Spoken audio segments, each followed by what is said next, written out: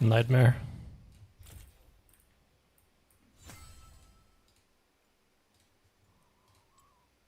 Hopefully I don't need to pivot this. That's not enough, is it? Oh god. Maybe this will count as refunds?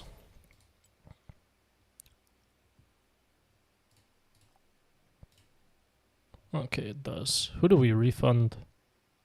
I guess Katarina? Maybe Azir? Lord knows I'm not playing Azir. Get me in on the Oriana.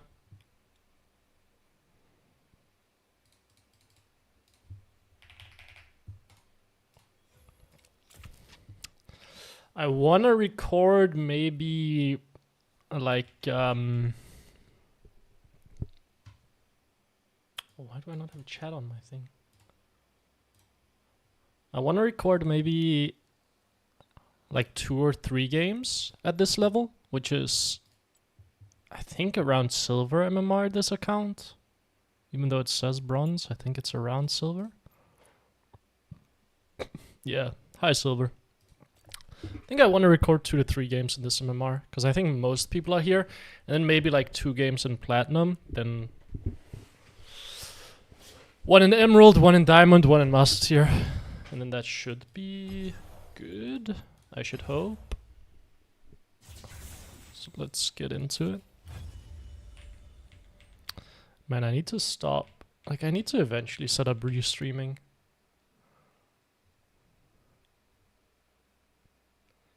Eventually. Surely I will.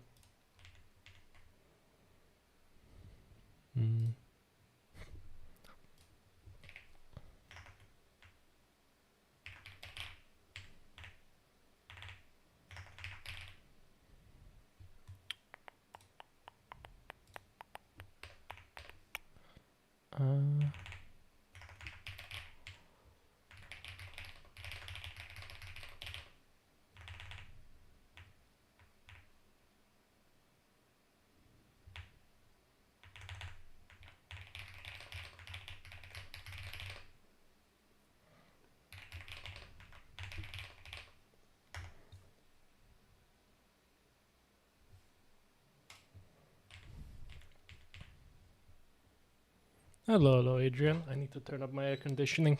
Jesus. Welcome.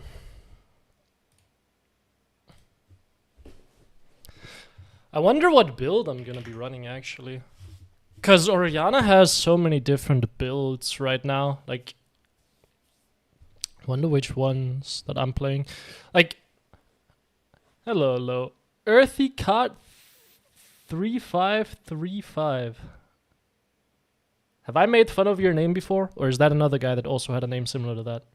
I feel like I've made fun of your name already, so I will not make fun of it again.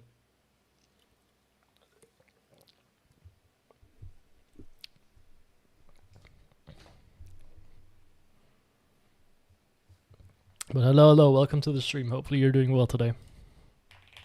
What are people building on Oriana? Like, I know that there are 3 different variations of builds.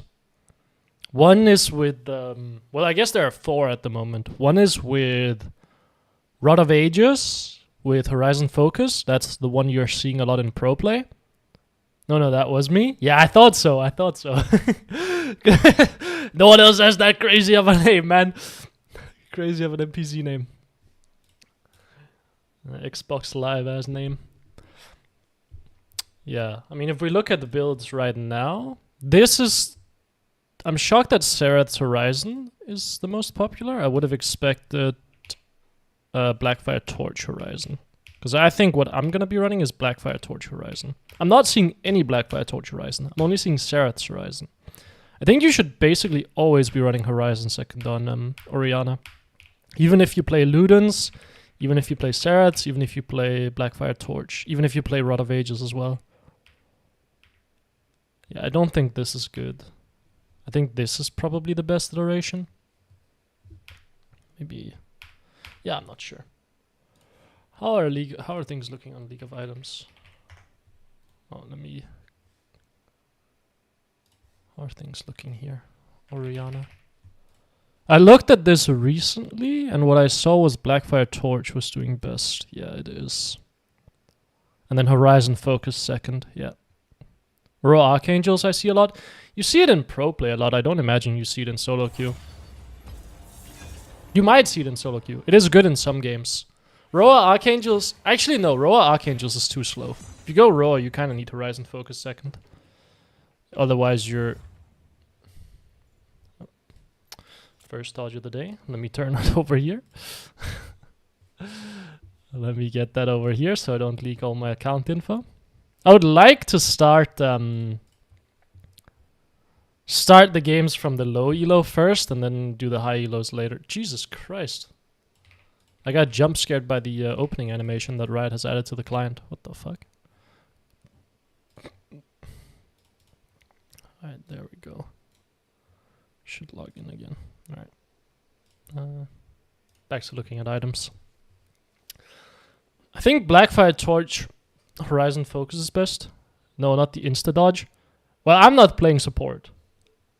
This was me dodging, by the way. Yeah, I don't want to play support.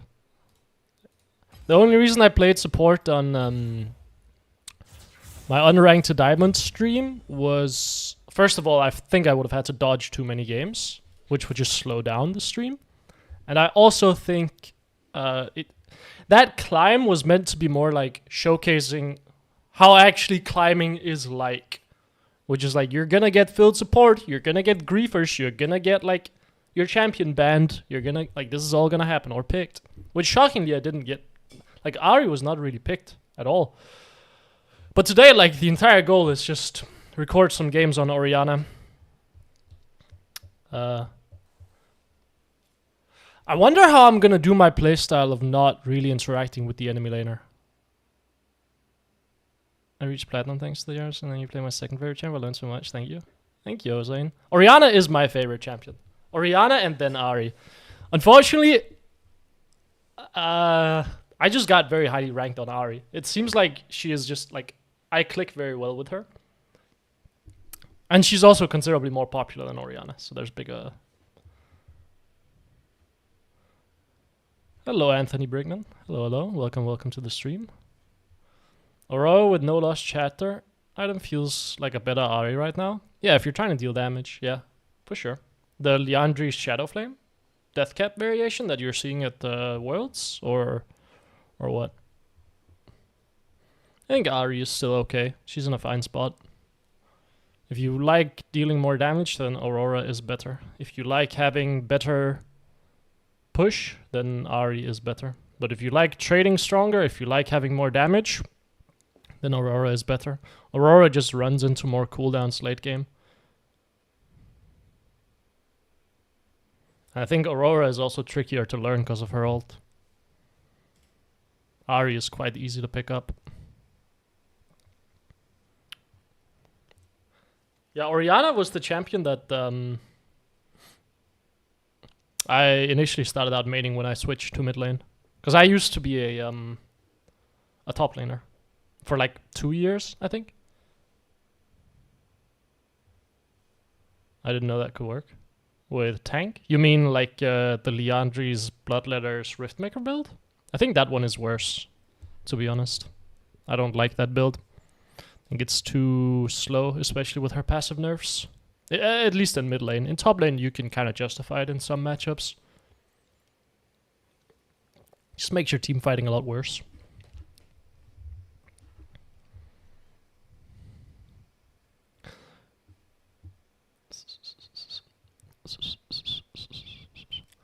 Yeah, I love being based in Vietnam, so I'm not getting hit by the AWS shutdown.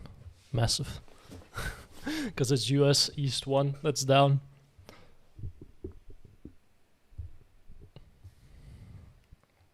Because like so many sites are down right now because of AWS being fucked. Because so much of the web is hosted on or goes through AWS.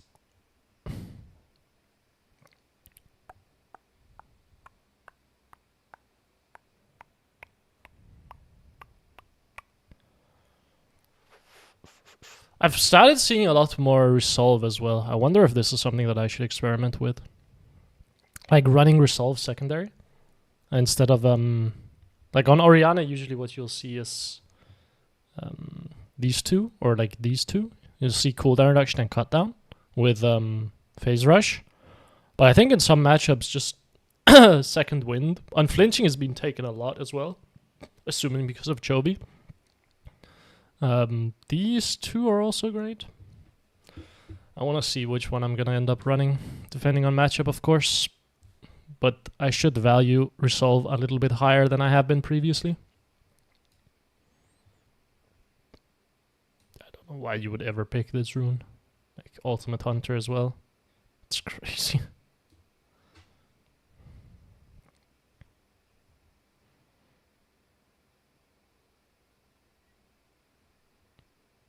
Axiomarkin is like, I guess, big Oriana ult. Maybe if you're playing support.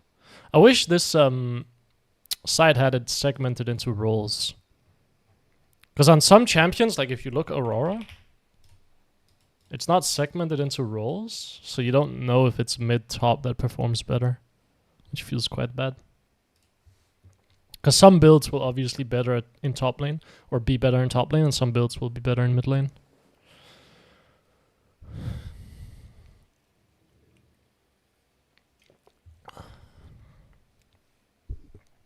Okay, if I get a dodge now, I'll just be sad. Or if I have to dodge now, then I'll just be sad. And so it goes, I guess. I think Aurora is a good champion to learn, by the way. If you are wondering. Like, she's great.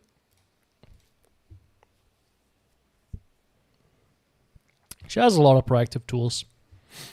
I think she's just a bit hard to like get the most out of. My prayers have been answered. Hello, hello, hello, hello. Welcome, welcome, Mina. Yeah, I need to set up restreaming, man. I just, yeah.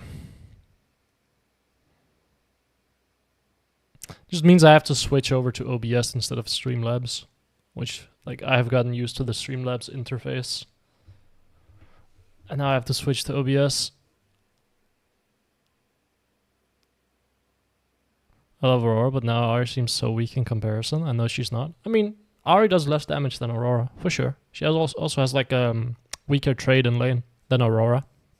Ari just has like easier to use mobility and more like a single target CC than Aurora. Aurora doesn't really have any CC, but I mean, they have decently similar styles.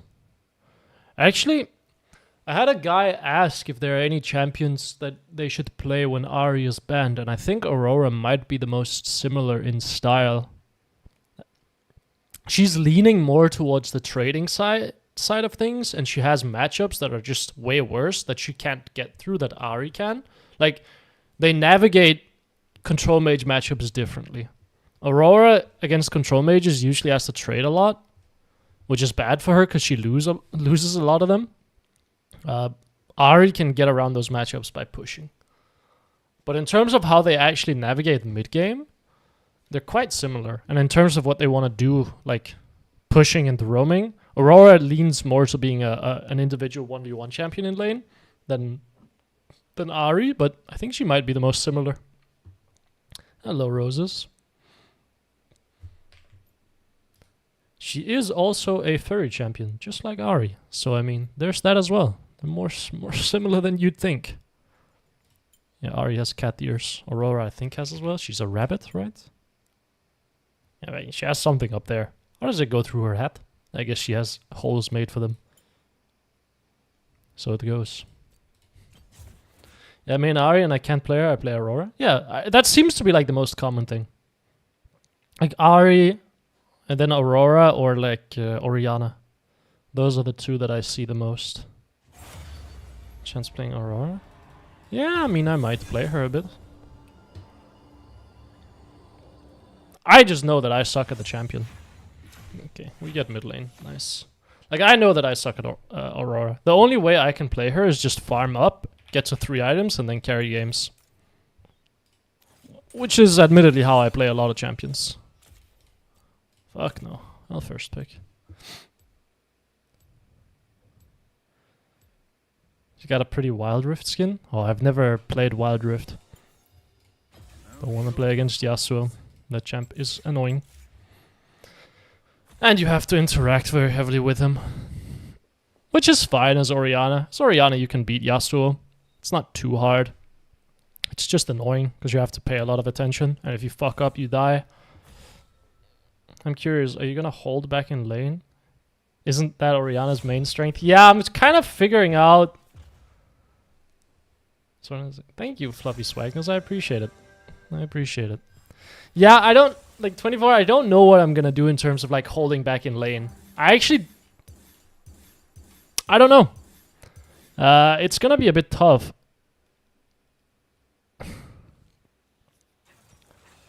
Because they have Crystal Rose Ari. That sounds cool as hell. That sounds like an awesome skin. Sounds like just a better version of the KDA Ari. Apparently I like furry characters. Yep. Sounds about right. I also play mostly humans, I guess. I guess there are mostly non-humans in League if you think about it. Like Oriana was my most played. Then I guess I played LeBlanc as well. Yeah. Maybe not. Tristana, yeah.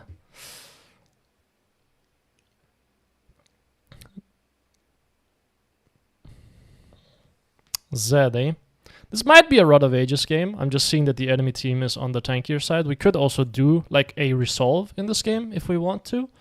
I think resolve, like, unironically, I think the higher up you go the ladder, the more you realize resolve is actually just better against the ranged matchups for the second wind and surviving laning phase and getting advantage in lane that way. Because you are already beating most melee champions by default if you're ranged. Like, in terms of the laning phase.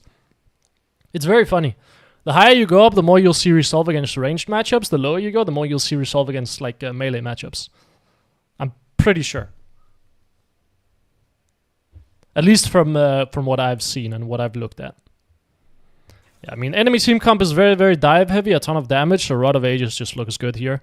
Only concern is Rod of Ages is going to come online a little bit slower than running something like a Blackfire Torch would, but that's okay. Catalyst is going to be great in lane, regardless of who I'm against. If I'm against Zed, means he's not going to be able to all-in me. If I'm against Veigar, means he's not going to be able to all-in me or poke me out, right?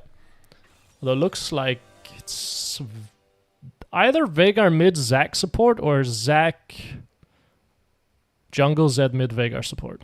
That could be the case as well. I guess it could also be Cho'Gath mid lane. Seems a bit more unlikely though.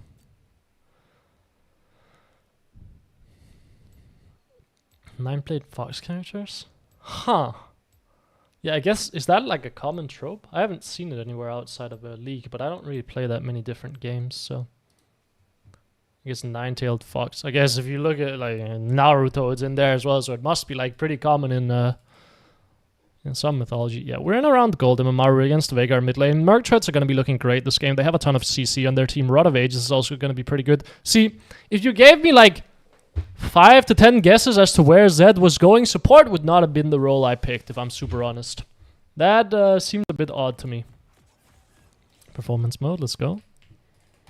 I should have definitely recorded the entire stream, that is my bad. Okay, yeah, I think we're gonna try to hold back in lane against Veigar. Oriana's main strength is her, like, consistent ability to whittle down the enemy laner during the laning phase. But I think the first 3 games I'm gonna be playing are gonna be in around the gold MMR. So I think it makes the most sense to just not stomp the laning phase in that MMR. Maybe one of the games I'll go really hard in lane. But then the higher up I go the ladder, the next elo we're going to jump to is going to be around the Emerald. I'm going to start smacking lane there. So for now, I'll take it slow in lane. I'll kind of let Veigar get away with whatever he wants to get away with. They recently nerfed Oriana's WMAX build as well, so it's a bit harder to be non-interactive because you now have to play Qmax, which is kind of meant for interacting with the enemy laner, right? To poke them down. But it's okay, we'll make it happen. Yeah, Rod of Ages first item. Seems pretty good to me.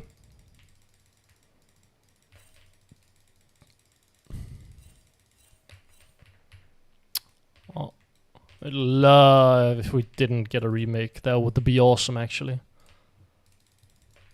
was looking for it before. I only have one on my channel, yeah. Okay, we'll let him get away with whatever. That's okay. So, Oriana, you do want to start shoving the wave immediately so you can get... it's just a sad day. It's just a sad day. Well, I guess we have a big fat fucking remake on our hands, fellas. You thought you were getting an Oriana game? Psych! Dude, I don't understand. That was the guy that wanted to swap with me as well in, like, Champion Select, so he was clearly there. What happened? At what point do you swap to Sweeper? On Ahri? It depends on matchup, but at the most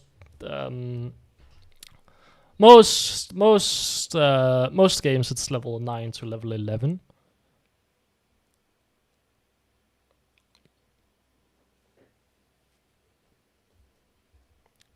She was walking to lane. She was? Oh, dog, I wasn't watching the map. We could have just not remade.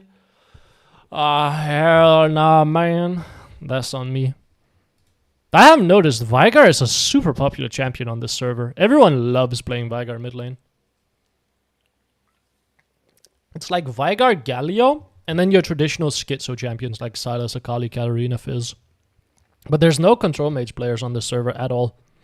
Like, Syndra, Oriana, they're played way less than other servers, I think. I haven't played Oriana yet. Don't quite understand her. Could you explain her abilities a little? Sure. Hello, Chippy. Chopito. Yeah. Chopito. And a little cute Pepe as a profile picture. Hell yeah. What's the build that you go to for Oriana? Different depending on the game, but for the most part, Blackfire Torch, Horizon focus at the moment. Blackfire Torch is just the strongest mana item in most instances. Just like purely stat-wise and what it can give for you. It gives more haste, is faster than Sereth's. That's the only really other item that competes with it in the slot in terms of giving you DPS and cooldown reduction. But the burn it gives you and the extra AP amp that burn gives you is very, very helpful for like ramping up your AP. And it just gets online faster than Sereth's. If you could start with a fully stacked Sereth's, of course. I think also Blackfire Torch is cheaper if I'm not mistaken. Like 300 gold cheaper.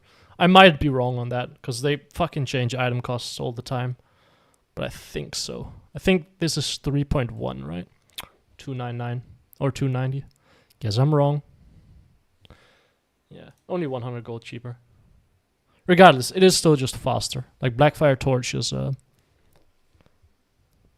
a faster item to come online than Sereth's. But when Sereth's comes online, it is stronger than Blackfire Torch. But it's just like the relative strength I don't think matters enough. You know what I mean? Like it takes longer to come online, and the strength it gives you when it's online I don't think is big enough to justify the time it takes. Is all. Now if that ever gets like swapped around, if Blackfire ever gets nerfed, or if Sereth's ever gets buffed, obviously that changes the equation a lot. I haven't finished crunching the 40 hours straight of Ahri. Yeah. Maybe I won't do that again. We'll see. Maybe I will. Who knows?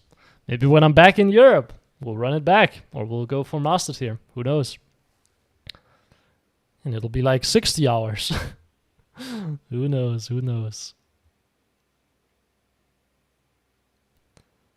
Oh yeah, in terms of Oriana's spells, Q is her main harass tool. Short cooldown spell, you max it at the moment. And yeah, it's just to reposition the ball. Then W gives a slow field on your Q. During laning phase, that doesn't deal too much damage and costs quite a lot of mana, so usually you don't want to spam it unless you like have a strong trade or like you have a reason for it. W ends up being your highest damage spell outside of your ult the later you go into the game.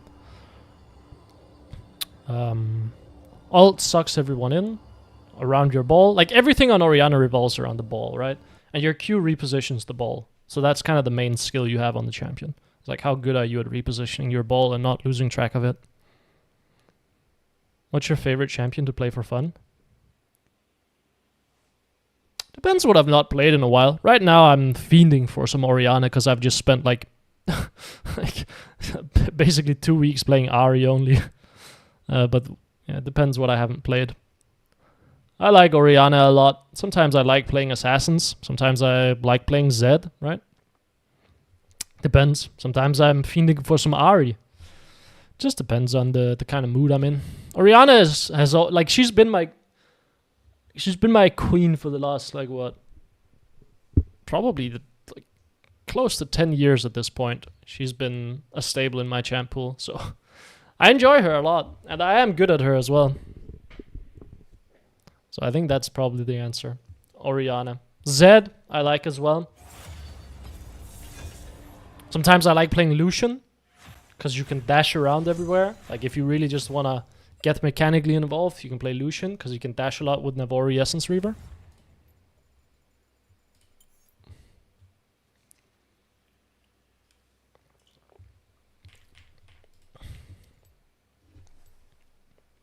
Signature video format 40 hours. Maybe. I think it probably makes more sense to just cut it down to 3 hours and then release multiple of those videos, if I'm honest. Probably makes more sense. But, you know, you live and you learn. People were telling me to do that, and I said, fuck you, I'll try this first. And now we have learned. And so it goes.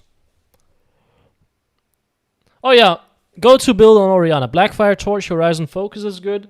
Ludens, Horizon Focus can be good depending on enemy team composition.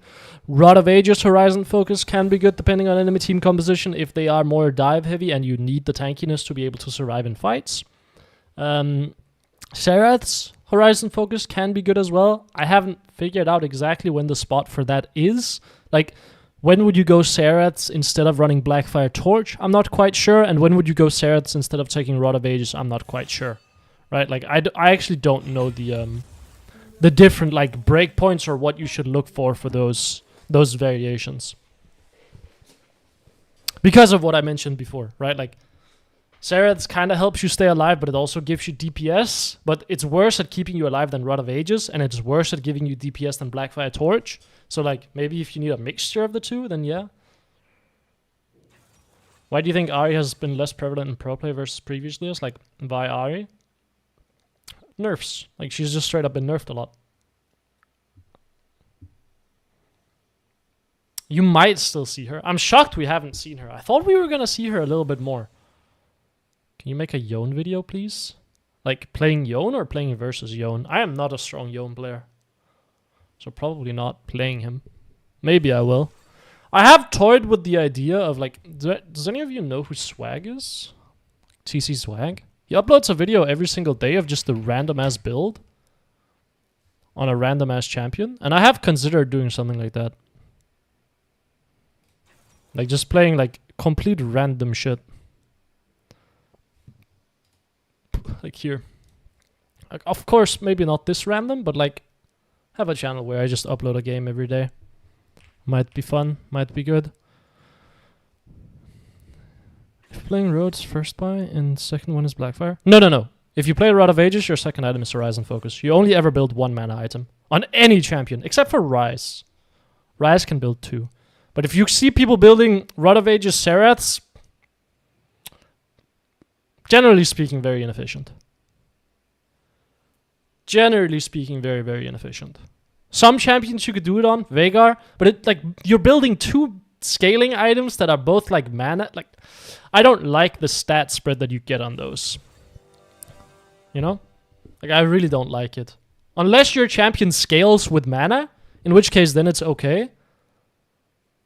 Like, Kassadin is a champion. His ult scales with mana, so it makes sense to do it on him. But otherwise, I don't like it. This game, realistically speaking, is gonna be rough. Why? Because I'm not gonna interact with the Twisted Fate. And the main way you beat Twisted Fate as Oriana is you play very, very aggressively in the laning phase and you chunk him out and you get both of you to low health to make sure that he cannot roam anywhere, right? Like if... Sorry, my phone fell on the floor. If Twisted Fate is low health, he can't really roam anywhere. In which case... you're safe, right? Like, he's not going to impact the map. And Twisted Fate kind of notoriously sucks at lane, which means that you can, like, just bleed him out very consistently. And the only way that he can do anything is by exploding out onto the map, right? But we have the lovely rule of, I'm not going to interact with the enemy laner, because that kind of ruins the whole point. I end up mechanically just checking people, which is not what I want to do, right? At least not in gold elo. I think that makes no sense. So what's probably going to happen this game is I'm going to sit mid lane, do nothing. My entire team is going to get absolutely pissed at me. Twisted Fate is going to take over the map, and we're going to have to play like a pretty strong mid to late game. So we'll see how that goes. I am very curious. Generally speaking, as Oriana, by the way, you can do some cool stuff where you scout with your ball. Like you can scout up here. And you can kind of loop around this spot. So you would do this. Then you would Q here. And you would walk this way around. Now my Silas is just walking in, but what you would do is you would walk here. Then you can Q up there to scout. And then you can sneak in here and get a ward here while being like very, very safe. Okay, we're trying to play this. I mean, I can Q down here, get some vision for us. Oh, we are going a bit deeper than I had hoped. Okay.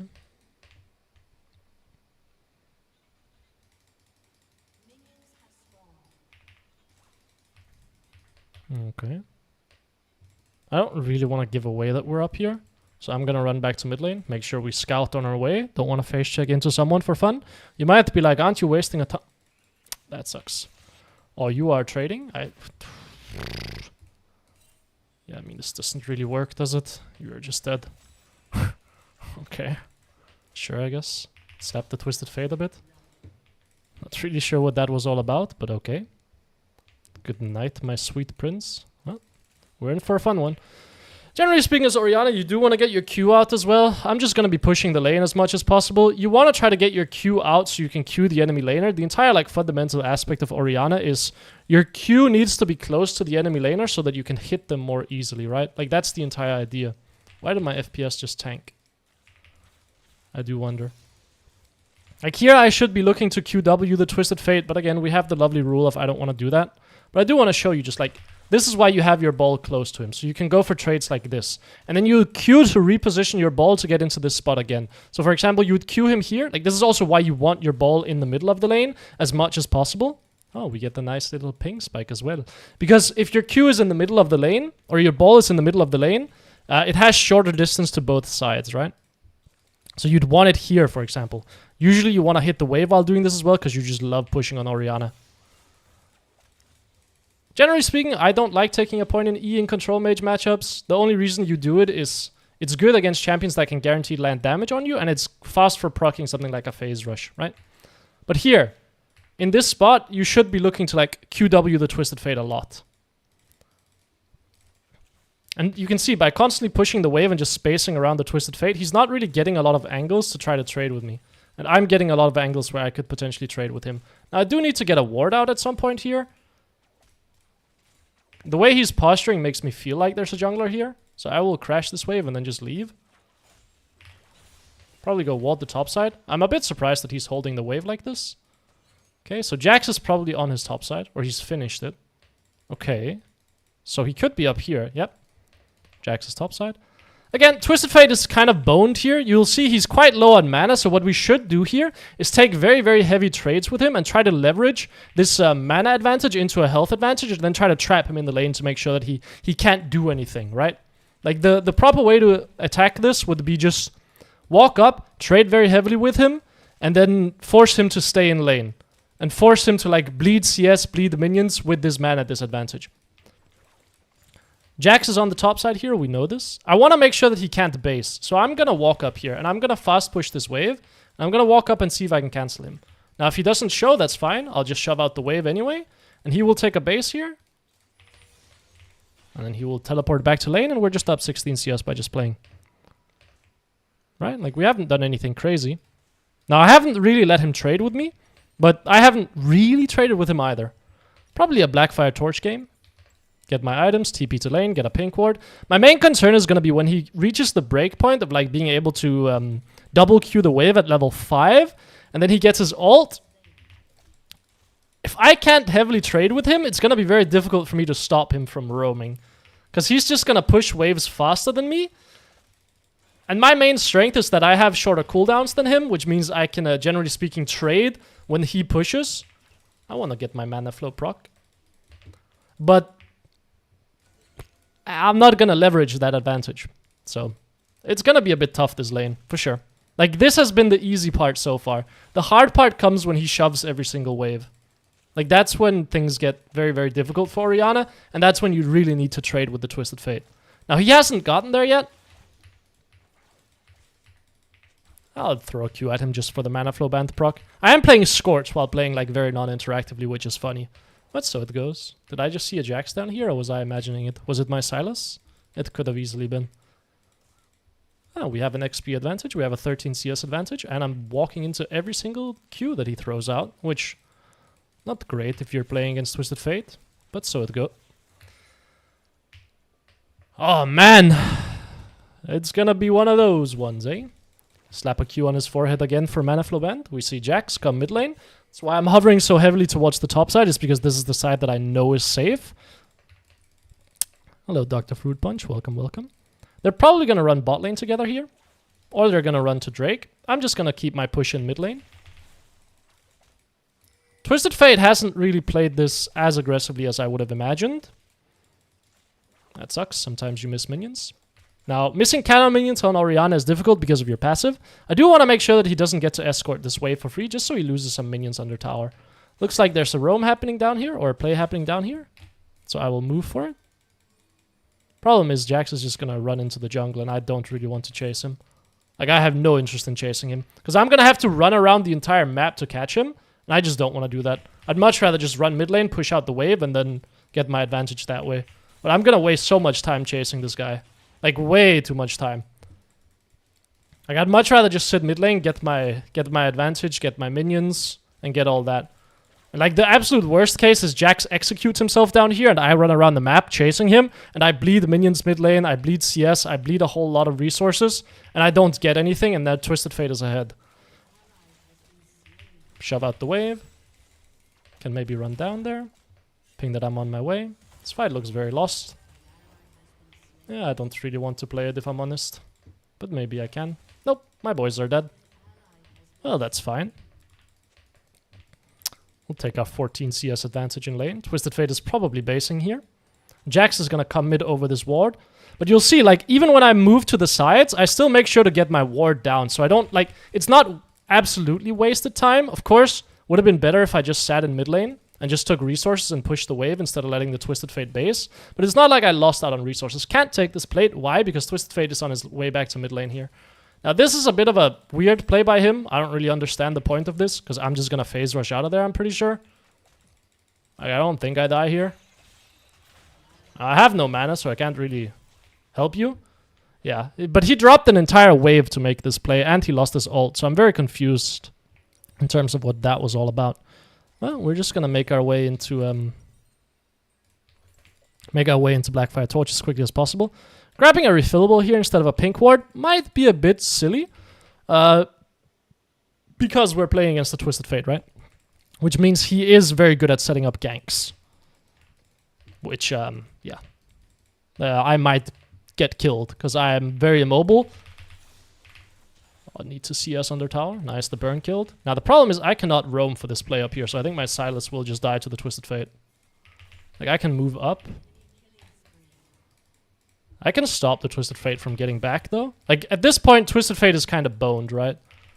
Like, I don't know how he wants to play this. He is just dead here. I mean, Jax can just die. Can I not just flash kill? Does my Pantheon not want to kill him? I should have altered him, I guess. My bad. Twisted Fate can die here as well. We have a Scuttle Crab move.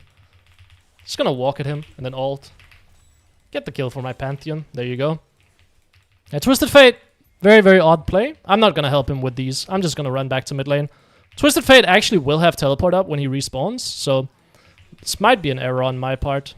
Because I can't really squeeze a lot of plate advantage mid lane here. I need to take my base quite soon as well, but I'll have TP up soon. I think shove out this wave, then take my base. He should have TP, yeah. Oh, not quite enough mana for W. That would have been a Schlick's push out. It's okay. I can make his life very miserable under tower here. Like, we've reached the point where Oriana is obnoxious now. Like, Oriana, when you get your lost chapter, he's gonna walk up and cancel me, I think. Don't do it, man. I thought I would barely get it off. Okay, let me just... I want to slap this guy. I want to show him why you don't do this against Oriana. Like, this is why you don't do it against Oriana. Like, Oriana is so obnoxious once you get 5 points in Q. Like, look. And there's nothing he can really do about that. He just has to try to attack the wave. But look, I can constantly outrange him, constantly bleed him, and there's nothing he can do. He just lost half of his health. Because I'm just queuing him on repeat. I'll walk back and then I'll base. That's crazy. Oh, you need to run away bot lane. There's a play happening down there. All good. I will base. I'll grab my pink ward and I'll call it a day.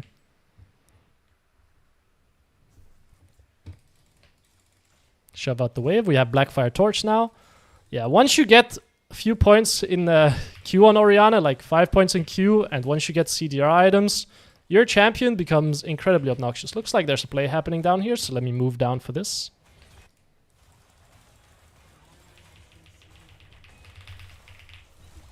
I guess I have to ult? Why is Jax 1v2ing my bot lane? Hello, Twisted Fate. Get out of here. Scram, skedaddle. We'll just shove out the wave. Shove out the wave. And again, when you shove out the wave as Oriana, you can make the enemy laner bleed very heavily on their tower. Because they are usually... like, Oriana is very good at making life very obnoxious under the tower because of her short Q cooldown, right? I want to get some wards out here. I have some downtime where I can go out, get some wards down. Like, if I had Sweeper, I could sweep here as well. Because I have time until the next wave arrives. And then I want to come back in mid lane. Ideally when the waves meet, like this.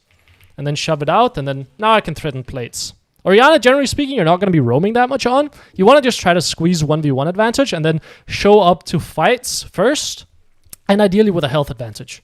And then you want to show up with better items, right?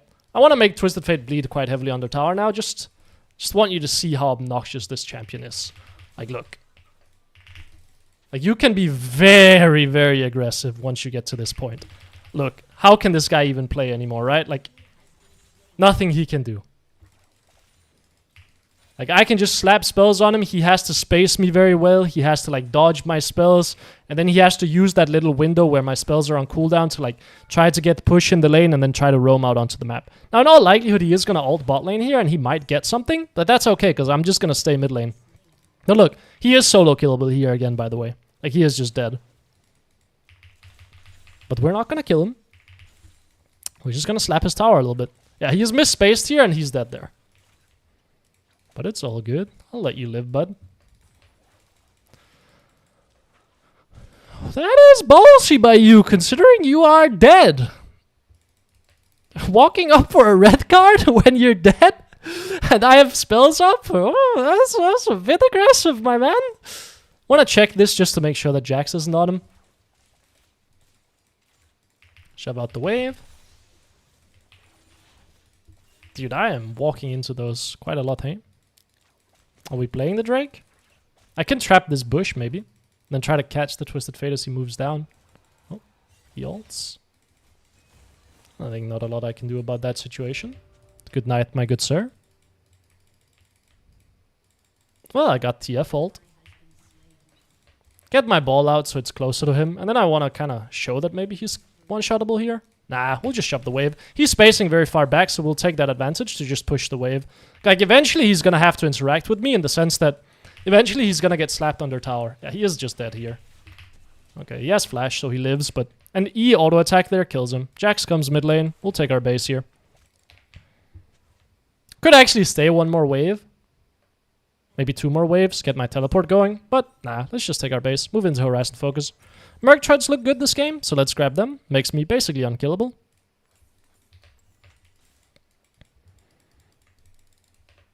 Looks fun to play, but not fun to play against. I love playing Oriana because of her low Q cooldown. She is so much fun. Like, she's very rewarding to play, I think. Just the way you can dominate lane and then scale. It's awesome. She's like a control mage champion that scales very well and also crushes lane. And we will just... I'm shocked that this guy hasn't looked for more roams, to be honest.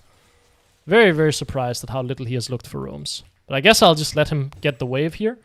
Could look to roam top lane, realistically speaking, but nah. I want to show that just if you play 10 CS per minute mid lane, you'll win a lot of games just by having more gold. Like, virtue of having more gold, despite the fact that your teammates are kind of like dying 800 million times.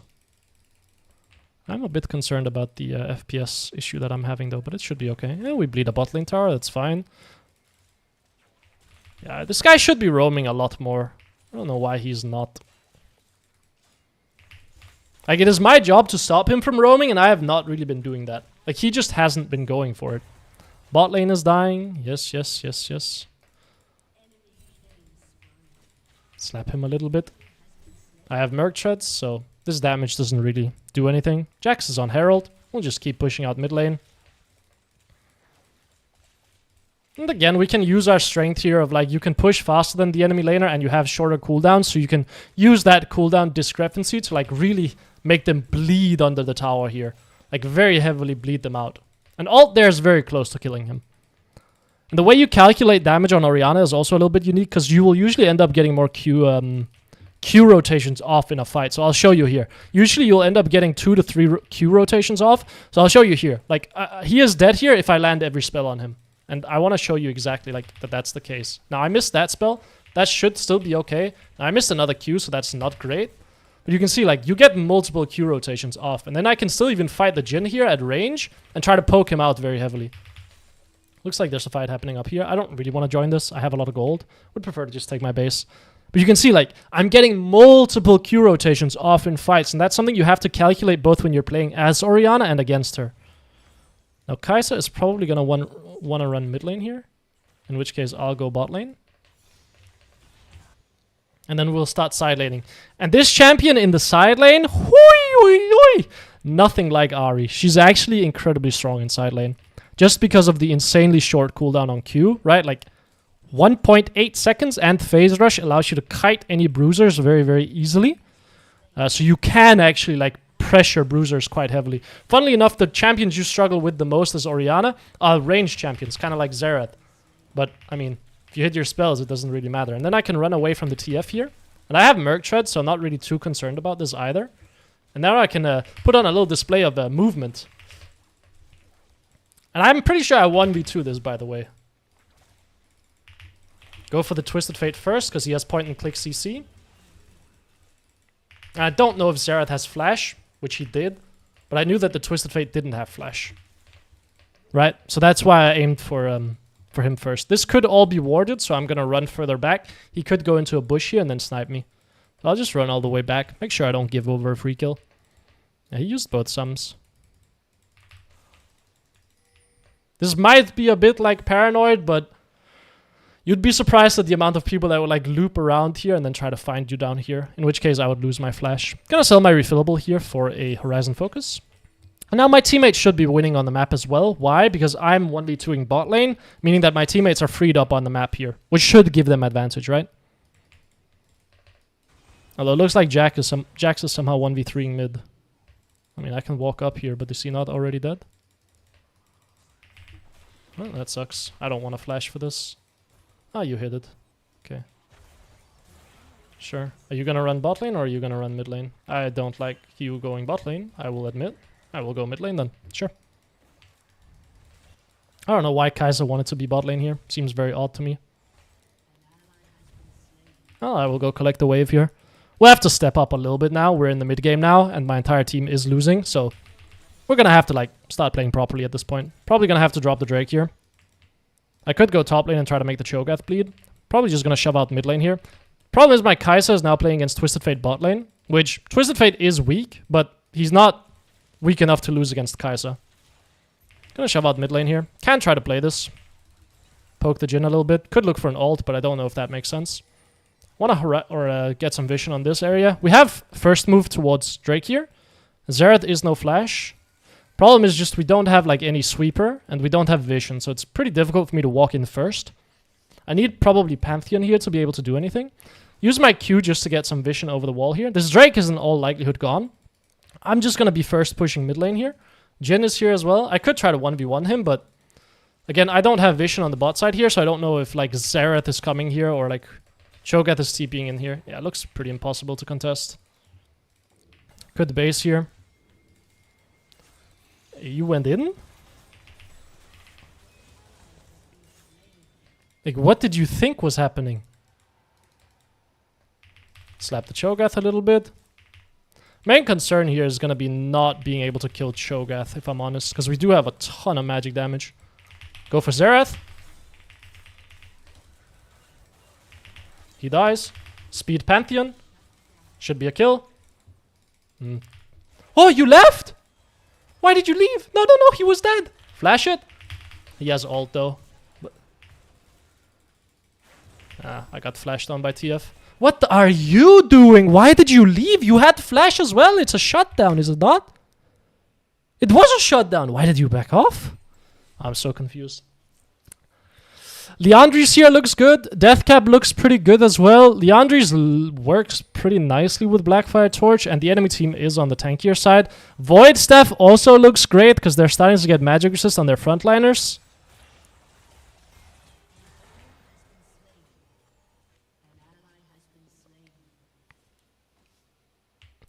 I'm starting to understand why you ran away. What is most important? Deathcap is awesome because it allows me to one-tap these 3 champions. Hard choice, to be honest. Very tough choice. Probably Deathcap. My concern is if these 3 start building magic resist, then I'm boned. But this guy doesn't seem to be building magic resist outside of Merc Treads, and this guy doesn't seem to be building magic resist outside of Merc Treads either. So I feel pretty safe about the entire situation. Looks like my Kai'Sa is dead. I'm gonna shove out mid lane here. Just get some push going. Maybe we can trade for a mid lane tower. End goal of this is probably gonna be matching Cho'Gath top lane. We'll see. Sweep this or blue trinket this side so I know that I'm safe from bot side. I don't have flash, so I can die quite easily here. Yeah, I'm gonna leave just because Cho'Gath is not showing top lane and he could be running towards mid lane. Jax could also be behind me from the bot side. We have no vision. Like, we have absolutely zero vision here. Man, this feels like it should be illegal gameplay from them. I feel like we could catch them on midway very easily here. Pretty difficult for me to reach the Jhin ever in these fights. Oh, is there a fight happening here? Oh, there is. My Sylas is killing himself. Maybe Jhin will ult? Yeah, he will. I can cancel him. Oh, he dies. Completely unintentional. Maybe can keep playing it. Slow. Twisted Fate doesn't have ult. I think push mid lane here. Twisted Fate is going to come mid lane to cover. And I can push this. And then maybe take the tower. I need to make the Twisted Fate bleed as well. Are we dying 1v2 top? No, okay. We trade 1 for 1, which is okay. Could be worse. I think we can take the tower here. In his face. Yeah, and he dies here as well, I should hope. Nice. Are they on it? They are on it. Well, then let's move down, shall we? I'm shocked that they're 2-manning it. Can my Sylas not just contest it on his own? Wow, you are very weak, huh? Oh, I missed. I might be dead for that miss. Oh, you missed as well? I mean, just keep kiting and keep throwing spells, right? He should be dead. I die as well. Sucks. That barely hit. I feel like my Sylas is super useless. Ah, he's building more magic resist. That's a concern. We'll go Void Staff next. But I did get a full death cap there, basically.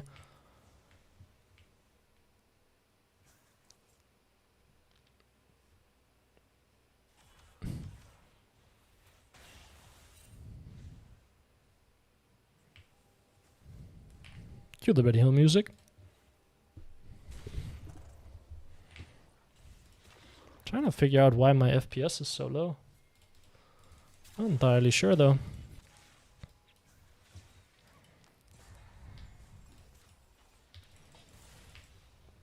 Well, I'm 3 items, so I want to fight. I guess I'll run bot lane, match the Twisted Fate, and then potentially look for a TP onto the map. My Sylas has killed himself yet again for the 11th time this game. But it should be okay. We can catch the Twisted Fate here. He should be in the bush, maybe? Okay. Do you have a cancel for me? Oh, I think if you played that better, he was dead. You could queue through one of the minions and clip him. They might be playing Nash here, so I need to walk with my team. Try to take some space here. Drake is spawning soon as well, so we do need to contest this. Okay, I can try to save my Pantheon. I need to play with my Pantheon here. He's the only frontline that I have. That sucks. That's just rough. I'm dead. I live. You went back in? Why? Oh, oi, oi, oi, oi, oi, oi. Nightmare. Big nightmare, big nightmare. My Kai'Sa has also elected to go for AP variation, so we have 4 AP champions on my team. Yes, yes, good choice, good choice. Maybe we can take control over top side to deny them from doing Nash. Oh, I guess I will go bot lane, match the TF. Oh, okay, you're here. Well, I can slap you a bit, but it's not like I really deal any significant damage to you. Oh, am I dead? Could be a bit rough here. So I have to 1v4 this, because everyone is dead. Yeah, that Nash is gone. They're on it for sure. Nothing I can do. I can't face check into it on my own. I don't deal damage to Cho'Gath with no Void Stick. I mean, they're for sure on it, or my Kai'Sa is dead. Like, one of the two. How to play this? I mean, this guy should die on mid-wave, right? Like, we need to kill him, otherwise they will get Nash. Like, for sure. For sure, for sure. Okay, we're not killing him. Well, then Baron is gone. Yeah, I can't contest that on my own, brother. Like, I am very, very sorry. Nothing I can do. I can TP in here, maybe, and then fight it. That's best I can do. Already gone. Okay, yeah. I guess you just did that. You're dead as well. Can we defend? I mean, I have to slap this guy a bit.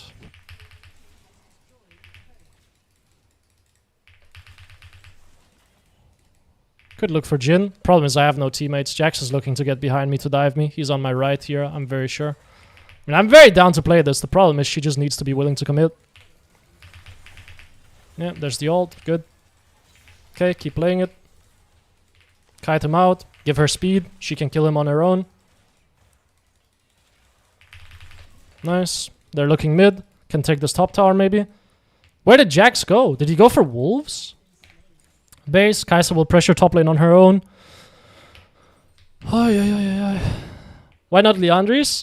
Liandry's is good. I think, realistically speaking, if I knew that this guy would go Wit's End, I would have just gone Void Staff instead of Deathcap even. My problem with Liandry's is I know I need the Void Staff as well, and I want to get Deathcap reasonably early. So I think if I go Liandry's, then I'll delay my Deathcap too much. Because I'll, like, regardless of what I build, I'm getting Void Staff 4th, latest. Yeah, you are just great. I mean, I am not killing this guy, I don't think. Maybe I am, actually. Okay, hit your spells, be useful. Thank you. Xerath can be here, a bit scary. Take base. Yeah, this guy is a bit scary. Like, the problem is to kill Jax, I need Lux. And that might sound odd, but the reason is, like, she's the one that CCs him. Like, I need to get a lot of rotations off on the Jax. He is quite tanky. He's level 16, and he has a lot of magic resist, and I don't have my Void Staff yet. Maybe I can save my Pantheon. Okay, he's out. Like, we need Lux, and we need Kai'Sa. Oh, you are just going, like, actual AP Kai'Sa when we have 3 AP champions already. Can we kill Cho? How's this looking? I think, yeah. Yeah, I mean, it will be slow, but we will get him eventually. You're about to see a prime example of why Cho'Gath late game sometimes feels a bit bad. Like, you just get CZ'd and kited to death when you're isolated. Could flash here for him, but they have vision. Drake is in 2 minutes. You can go, you can go. Oh, you dashed the wrong way, brother. Why are you unwilling to go? Okay, Pantheon ult maybe? Like, at any point? Oh, that is not a good ult. Okay. I can give you speed, but wow, that was a bad ult. Shove mid-wave here. Twisted Fate will ult out. Might be on me and then combo me with Xerath. We have Void Stick soon. Elder spawning soon. I just want to grab probably a Wolf Camp here, then another wave, top lane. And then that should be enough for Void Staff. Oh, I don't like seeing my teammates dying. That's a TP. That's Twisted Fate. I mean, he will have to run away here. I will just... Yeah, I mean, this is kind of the concern, right? Whenever I'm not with these chuckle fucks, they're gonna kill themselves. I don't know what my Kai'Sa was thinking when she decided, you know what would be good this game? More ability power. Oh, yeah, sounds great, man. Okay, my Kai'Sa is making a play. My Lux missed her ult. My Kai'Sa can ult in if she wants to, but she doesn't. Feels a bit bad, but so it goes. We will bleed top tower here. You're gonna base there. Ult. Should be a kill. He dies to the burn, I hope. Yeah, and then we look for Jhin next. Jhin is a bit tricky as Oriana because of how fast he is. Usually people will forget where your ball is, so you can make some plays happen. Trying to clip the Cho'Gath here with my W. Bit worried about if Jax is trapping anywhere. Over the wall, maybe. Elder is spawning soon. Maybe base here. Base and then TP in. I do want to grab a mid-wave here. Oh, is Jax here? Or, like, why are you so willing to play up? We should have numbers advantage for Drake. Set up at least. Base here.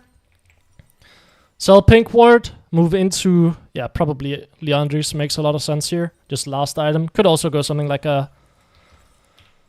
I don't know. Maybe something like a Hourglass or a Banshees is not bad, because they do have quite heavy magic damage. I have ult up here. I want to push out mid-wave. Should make it a bit awkward for them if we push out this mid... Yeah, of course you killed yourself. Why wouldn't you? Yeah, it would have been too easy if you didn't, to be honest. Slap this guy a bit. Be a bit annoying. I actually deal damage to him now. Ult here. Big ult. Maybe kill the Jax. Look for Cho'Gath next. If we kill him, it's... You Hourglass! Why? Oh, no. Oh, no. Do you have W? Oh, no. It's a nightmare all around. Eek. Ah, we're all dead. I have to dodge every spell here. Movement. Go back in. And I'm dead. Where are my boys in all of this? I feel like I was 1v5 this fight. What? What happened? Where were people? I'm so confused. Ah, yeah, I think we lose the game here. Yeah, I mean, you can kill Twisted Fate. Like, if you just want to. You're dead anyway. Because you're gonna die to the... Okay, go in. Kill them all. Ult, ult, ult, ult, go, go, go, go, go.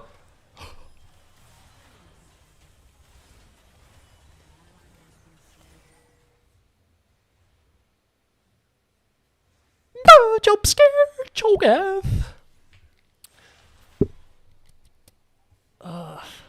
Nashor's Tooth is what you went for, not Void Staff? Okay, well, you didn't E on him? Ah, it's fine. You hit all these spells. Yep, nice. Okay. Now, the problem is they are definitely doing Drake, because they have Jax. So it is probably gone. So we're gonna have to think about how we can reduce their time on the dragon, or like their time with the dragon. Probably look for a pick. I mean, it is just gone, isn't it? Like, what you... Yep, there it is. It's not gone yet. We could try to play it. Probably the best chance we'll get is just go. Like, just send it. Just go, just go, just go. They have Cho'Gath. You have to go fast, bro. Yeah, that's kind of the, like, problem with trying to smite seal against the Cho'Gath, isn't it? It should still be okay. Baron, you need to go match this guy. Push mid-wave. Oh. Oh. Can we even Nash? I think not. Maybe just go Twisted Fate? Yeah, he will ult out. Okay. Are you looking for Pantheon, maybe? Oh, he is. Ah, he's out. That sucks. I mean, we can't really Nash, though, can we? Like, it's just too scary against these two. Like, impossible to do Nash against them. We need to pick them. I mean, if this guy dies, it's pretty big. I will say. I would like to not use my ult on him. Okay. Hourglass this guy, or ult this guy. He should die. I might die to the Jhin ult. I mean, he has vision on me. I'm sure I'm dead. But he didn't ult me. Okay. Take base here. We have Liandry's.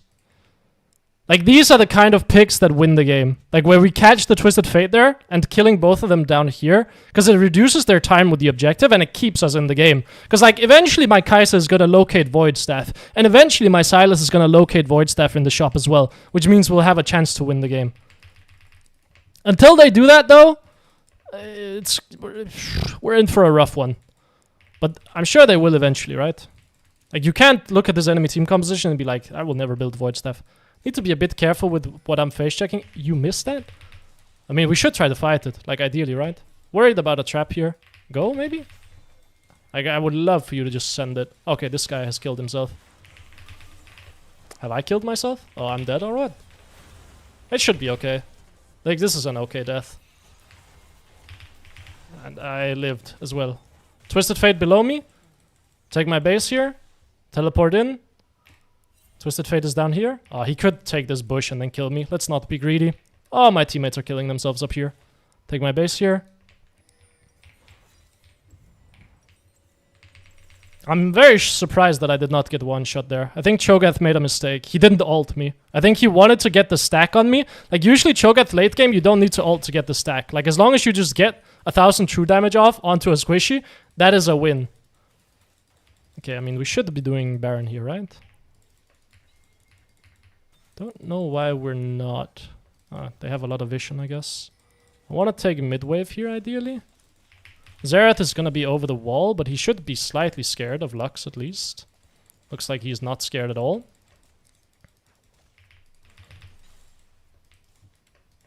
We can get the blue buff here.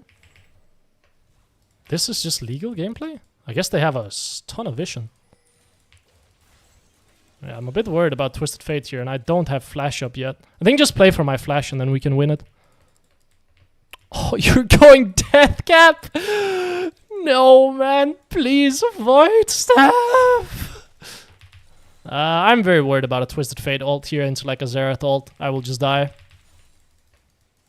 I need to be with my team as well so we can play a fight, potentially.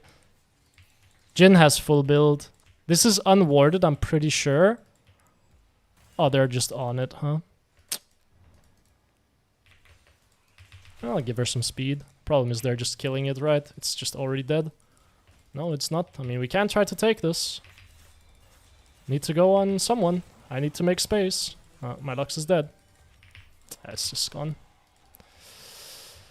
Yeah, no way of getting in. Maybe I can get you out. Blast Cone. Maybe we can defend the Nexus.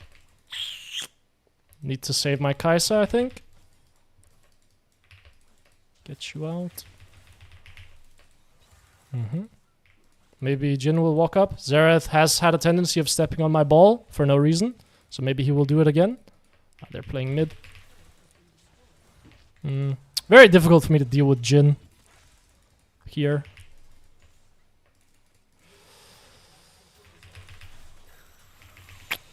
So how do we win this?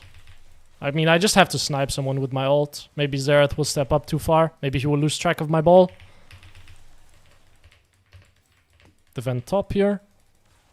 I mean, realistically, I guess I should give Kai'Sa the resources because I'm full build already. But she's not building a Void Staff, and like she's dealt like she built Nashor's Wit's End has dealt 500 damage. It's like, okay, brother, you are not doing your job. They have 2 tanks that you should be hitting that you are not hitting. Yeah. I think I have to play with my Pantheon. It's the only way to win this game. But like in my head, like if I just play with Kai'Sa, it should be winning, but it's just not. Take base here, pick up Elixir, then open through mid lane. Elder is spawning soon. I want to have Elixir for Elder. Can't really sell my boots. I need Merc Treads in case Twisted Fate ults on me. Because if Twisted Fate ults on me and I don't have Merc Treads, I'm just one shot. I'm very sure I'm just one shot. I think I have to play with my Pantheon. I think this is the only way we can win the game. Like, Pantheon can actually do something in this game. In the sense that he can soak damage and make space for me. And that's all I need. My main concern is also Jhin, Xerath are outranging me. Okay, they're TPing top lane, which feels a bit silly, does it not? My Lux is going to match this. My Pantheon is ulting! Well, maybe I can play with my Sylas? Oh, you are just dead, huh? Yeah. Okay. Good night. Yeah, I mean... Maybe we can trap here. Oh! Kill! Get him! Need to commit. I will ult as well. Like, he needs to die. He just needs to die, because they will get Elder, and this is very important for, like, reducing the amount of damage they can do with Elder. Because now Cho'Gath is dead. Very, very bad int on Cho'Gath's part, because this is gonna, like, ruin his entire team's potential of doing anything with this Elder. That's a problem. Looks like Xerath is just gonna murder all of us under tower, I guess. Yeah, this is a slight concern. How much is this done? 1.3k? It's not bad, actually.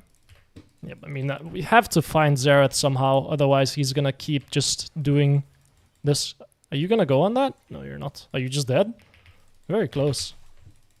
Yeah, need to stay out of Xerath range. Need to get vision with the ball. Kai'Sa can at least defend the mid lane. I think we'll be able to run out their Elder. Okay. You need to be a bit careful here. You can die quite easily. Yeah, we'll be able to run out their Elder. So we'll get a third Elder in this game. We'll get another chance.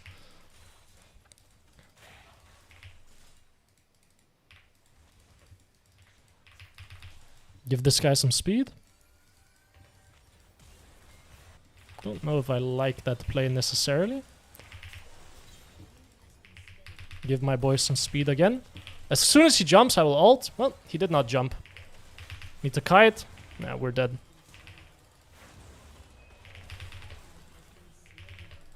I can try to be annoying to him, but... Get him out of... I think I have to commit to a kill here. That sucks. Don't FF. I don't think they can end. They don't have waves. Need to... Maybe we can go kill mid lane.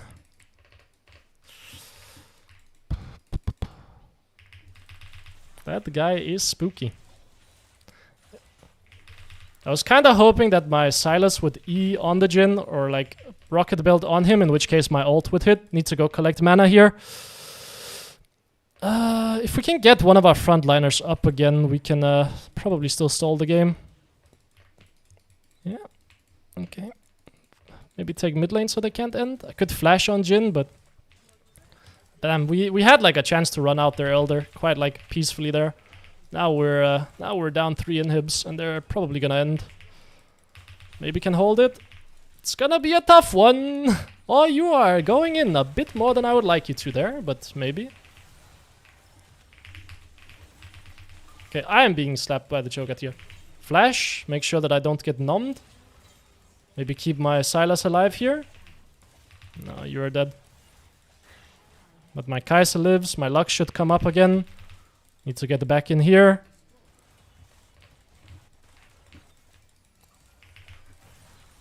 I mean, I don't think they can end.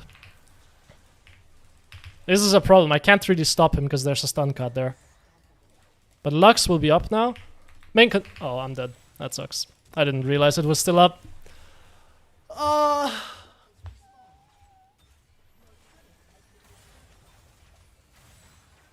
Dude, this guy did nothing in this game. AP Kai'Sa. When we have so much AP damage already. At this point, is Gathering Storm better than Scourge? I think if you're playing the way that I'm playing in low elo, yes, where I'm not interacting. Dude.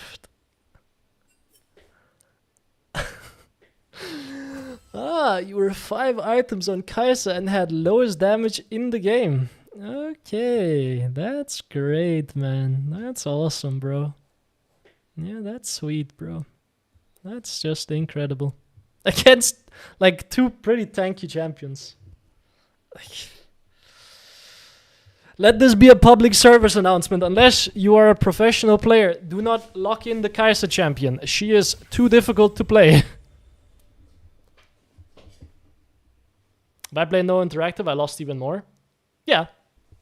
I mean, you should play interactive, right? I'm just trying to show that you can get advantage, or like you can get into pretty reasonable game states playing non-interactive. But Oriana is not like Ari. Oriana doesn't roam. So if you play non-interactive on Oriana, you're in for a rough one. As we saw this game, right? And so it goes.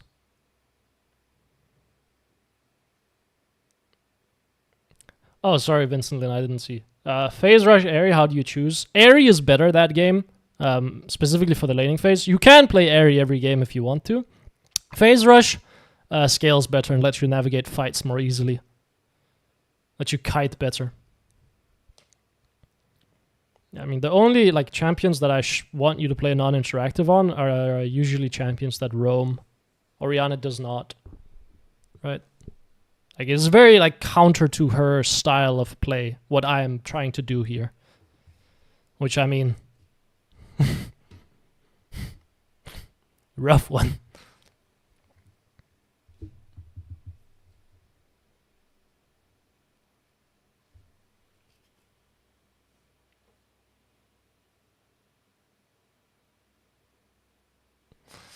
I think the worst part is, if this was not a Xerath support, I'm very, very confident that I would 1v9 this game.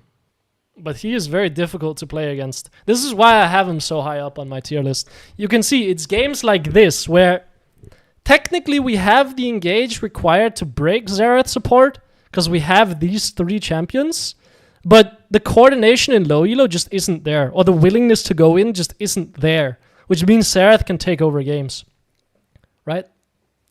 Like, Xerath is the only reason they won this game. Like, he was completely 1v9ing. He's the highest damage on their team as well. And he just gets there because people refuse to go in, together at least. In which case, he just sits back and is annoying. Like, if you are very, very non-committed against that champion, he will just poke you down. And he will just scale. And he will just prolong the game.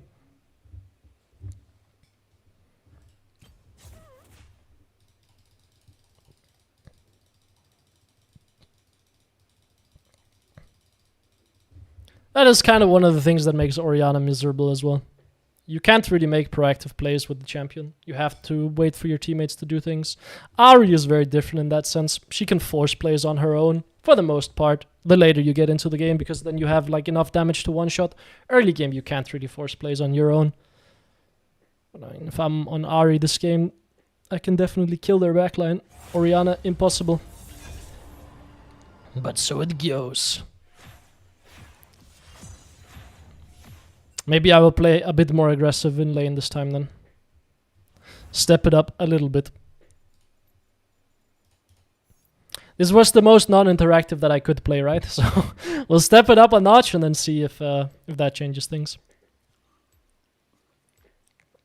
Although, to be fair, if you get out of lane, in this instance, the new Ahri build is very good. The Rod of Ages one, I don't think it's that good for solo queue for the most part. Unless you got used to playing with Catalyst back in the day, I don't see a reason why it's better than Blackfire Torch Cosmic Drive. The only reason I made a video on it is I had a lot of people ask me, is Rod of Ages viable? Which I was like, okay, I want to show you that it is viable, but because they like taking it against assassin champions, right? Like champions that can one-shot you, they really love playing Catalyst or Rod of Ages to feel tanky, so you can go in a lot more easily.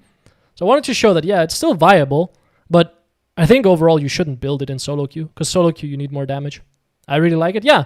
I mean, individual style, right? I think it is objectively not good, but again, like if you can play better with it, then I don't see why not. Wow, we are getting some fun matchups mid lane. Against LeBlanc, you want to run something like this, because she's going to be slapping you a lot in lane. So you want to take probably even second wind, actually. Support Choga, they. It's probably a Rod of Ages game as well. Like, whenever you see a champion that can get on top of you very easily, you're immediately thinking Rod of Ages. I feel like it gives you so many more options. In terms of, like, playing late game fights and being able to go in. And you're not going to get blown up. Yeah, but you do have considerably lower damage, right? Okay, enemy team comp is very heavily on the side of go in. So Rod of Ages looks great. Might even be an unflinching game. Merc Treads also look good because it's probably Sylas jungle. LeBlanc, yes sir. That's why we're playing Resolve. LeBlanc I'm going to be forced to interact with quite a bit, because the main way you punish LeBlanc is by slapping her when she's on cooldown. So the main thing I'm going to be looking for in the laning phase is just whenever her W is on cooldown, I'm going to punish her, because my cooldowns are significantly lower than hers. The other way you can really attack LeBlanc is by pushing waves against her and forcing her to use spells on the wave to match your push. Oh, it's LeBlanc support, Aurora mid. Still, we're going to run Resolve. Aurora is a little bit trickier to deal with because she has almost same amount of cooldown reduction as you do until level 9. And her trade pattern is a little bit tougher to beat. This is definitely a 1v9able game as Oriana though, because they don't have anything that hard outranges you.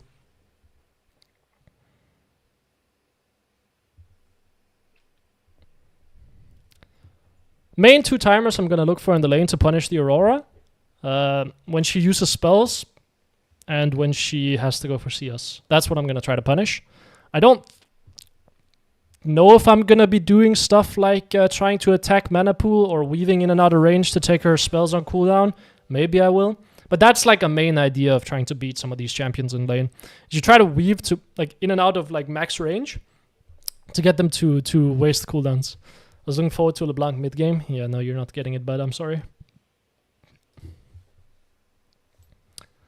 Not getting it, I'm so sorry.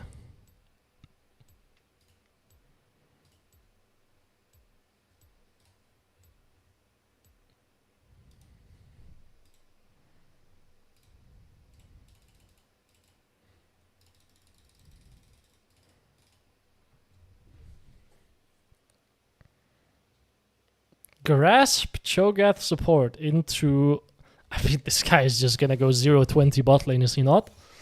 Like, I feel like he's gonna get one LeBlanc chain in the forehead and then he can't play the game. Yeah, again, the reason for second wind and overgrowth is I've started realizing that in mid lane against champions that you're really fighting quite heavily against, you want to be taking resolve to make your laning phase stronger.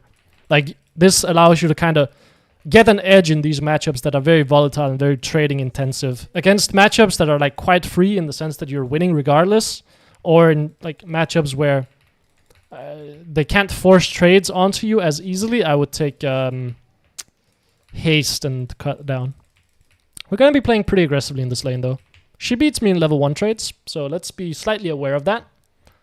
I still want to try to get a Q into the middle of the lane because I do want, like, if you get your Q out, it has shorter travel distance, which means you can beat them open top.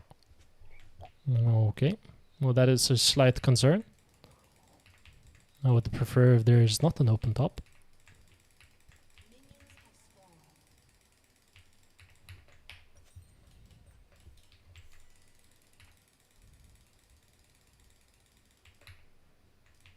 Good ward here. Mostly because I'm likely to get pushed in this lane. So in matchups where you're likely to get pushed in, you should go for this ward early because you're not going to be able to get a nice ward early at wave 2. So I want a Q. Just to get my ball out. And then we want to push. I don't know why Aurora isn't in lane. Well, there she is. Want to Q her. And I also want to get my minions though. Want to Q her. There we go. And we want to keep track of our Q and get it as close to her as possible so it's difficult for her to dodge it. Sucks. Oriana Q or Oriana in laning phase all are about like getting your Q into the right spot so it's shorter travel time onto the enemy laner. Like so. Could take E level 2 in case I think she's gonna force on me. Well, I got slapped by that. That sucks. It's okay. Q her again. My Q was a little bit too far there, which means that I can't W off it because the W would miss. She's wasting spells, so I'm gonna trade with her while last hitting. So we want to use our spells on her, and then I want to last hit the minions. And here, she's going to have to go for this CS, so I want to trade with her. Again, when she's going for CS, I will trade with her. She should have just let the minion drop and just give it away. You can see how much health she ended up losing to get that minion. It's just not worth it. Now her E is on cooldown, so I'm going to step up again. Try to blast her on this minion. Just Q her, and then get my minions. Miss one CS, that's okay. Do E against this guy. Just because he will get trades on me. And again, I'm going to try to punish that minion. Because she has to go for the CS on it. She's wasting her Q here, which means she's on cooldown. So I'm going to step up. Going to go for... Again, I don't have a ward here, so I'm a bit concerned. I didn't really track where the Silas went. I know we saw him on this camp, but I don't know if he went up, like when we saw him. So I'm a little bit concerned here. I'm just going to Q her whenever it's off cooldown. And be a bit patient here, because if Silas is here, I can die, and I have my ward up soon anyway. So we'll just let her live a bit. She is definitely solo killable here, by the way. She's gonna have to step up eventually. I want to just go for a quick ward here to make sure I'm not getting Silas ganked. Q to get the minion here. Pick up my ball, because it's not in a great spot. So we see Silas top lane, get my ball out again. And then, I mean, here Aurora is very close to being dead. Like one QW auto attack, she probably dies here. She's taking her base. She will go for these minions. Yeah. Good night. To Scorch? No, not quite. That sucks. Well, we'll shove out this wave. And we'll take our CS advantage. She will base and then she will teleport. Kill these minions. Miss one. That sucks. Shove it out. Okay. Are you freezing the wave? Okay. I understand. You're gonna cancel my base as well, aren't you? Brother, that's like LeBlanc support, dude. That's not LeBlanc mid lane, brother. That's LeBlanc support. That is none of my business. Double Ruby, TP mid lane. Did you die to this anyway? That's crazy, dog. What do you want me to do? It's LeBlanc support, man. She came mid lane and took over. Nothing I can do. Could run up and fight here, maybe. Oh, Aurora was baiting. Sylas can be around mid lane from bot side. We want to take it slow and just poke her out. That's what we want to try to do. Oriana, like, functions off a lot of small interactions. That's what the champion does. She doesn't like big and long interaction, or, like, very big interactions until she gets more cooldown reduction. So it's a lot of, like, small Q pokes like this. Death by paper cuts. Oh, that was a bad Q, I will admit. Walk back while I'm on cooldown, then step up, QW her, and then step back again. She gets a trade on me. Well played by her. But she's still low health with no teleport. And we'll just keep spamming QW on this. Is Hui any good versus Oriana? Hui is pretty good against Oriana, yeah. You can kind of outrange her. Make sure we're standing outside of the wave so she can't hit both me and the wave. Again, I want to Q the wave just to get my ball into a nicer spot. Ideally, you have it in the middle of the lane because then it's a lot easier to hit her. She can't just lean one side of the lane and dodge it completely, right? She gets level 6 here. Sylas is running towards mid lane. Let's be slightly aware of that. Could die here. QW her. She will probably base here, or she will look to set up again. Okay. Really? Do I have to flash? I think I'm okay. Oh, I don't have mana. That sucks.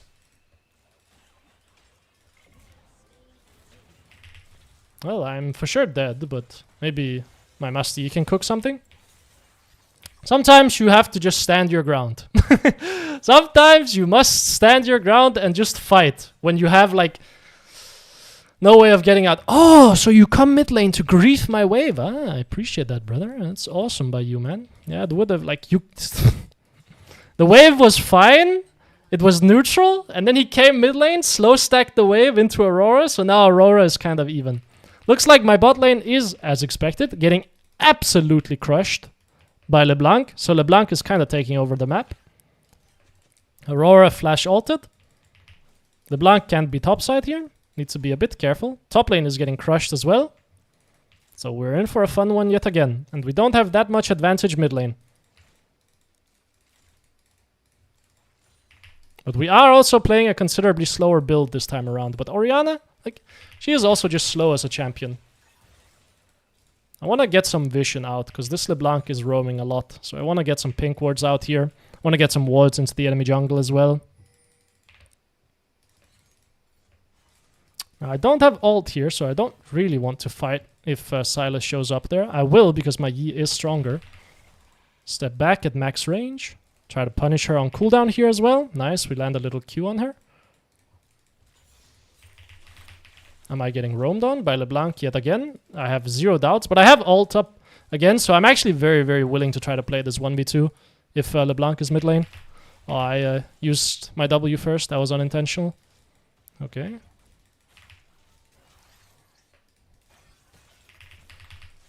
Could try to kill him, but I don't quite think I have damage. Hugging very heavily towards bot side, because that's where I have my vision. Could try to make the Aurora bleed quite a bit here. She has no way of really accessing the wave if I just hold the wave neutral like this. I want to eventually set up a slow push so I can kill her under tower. I don't want to let her base. That's kind of the one thing. But she can't touch the wave if I just keep it like this. I can Q here as well. Well, she's very close to just getting killed. She is no flash as well. I think she used that earlier. So if I land QW flash on her, she is dead. Trying to look for the Q here. There we go. I could ult, or I could have ulted there. I just thought she was gonna E to like buffer it. Okay. Good night. There we go. Push mid lane. Yeah, they're doing grubs, okay. Either that or Darius is coming mid lane, which that is a bit scary.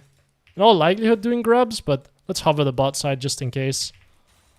Get my minions and then take my base. Could go for a a plate as well, but I'm very scared of Darius here. Very, very scared of him just running mid lane with Ghost and killing me. And I have enough gold for my Rod of Ages anyway, so getting a plate isn't really going to end up netting me a lot of gold. I love your movement. I actually have quite bad movement. The higher up you go on the ladder, you'll see that. But against lower MMR players, I know their range quite well, so I will weave in and out at max range to try to bait their spells. And that opens up windows where I can kill them, or where I can trade with them. Okay, so the main problem with running something like a Rod of Ages, you'll see, is that I don't have a lot of cooldown reduction, which means my Q cooldown is quite long. So my laning phase is actually weaker than if I went something like a Sereth's even, or a Blackfire Torch. The strength is, I can just walk at this guy, and he does not, like, deal damage to me. Ward here to make sure I'm not going to get ganked from the bot side. Trade with him okay. I feel pretty okay about this situation. You don't kill me. I'm very confident. You take the level up there, huh? Silas is mid lane as well. There's just 3 people mid lane looking for me. Okay. Welcome to the mid lane, I guess. Welcome.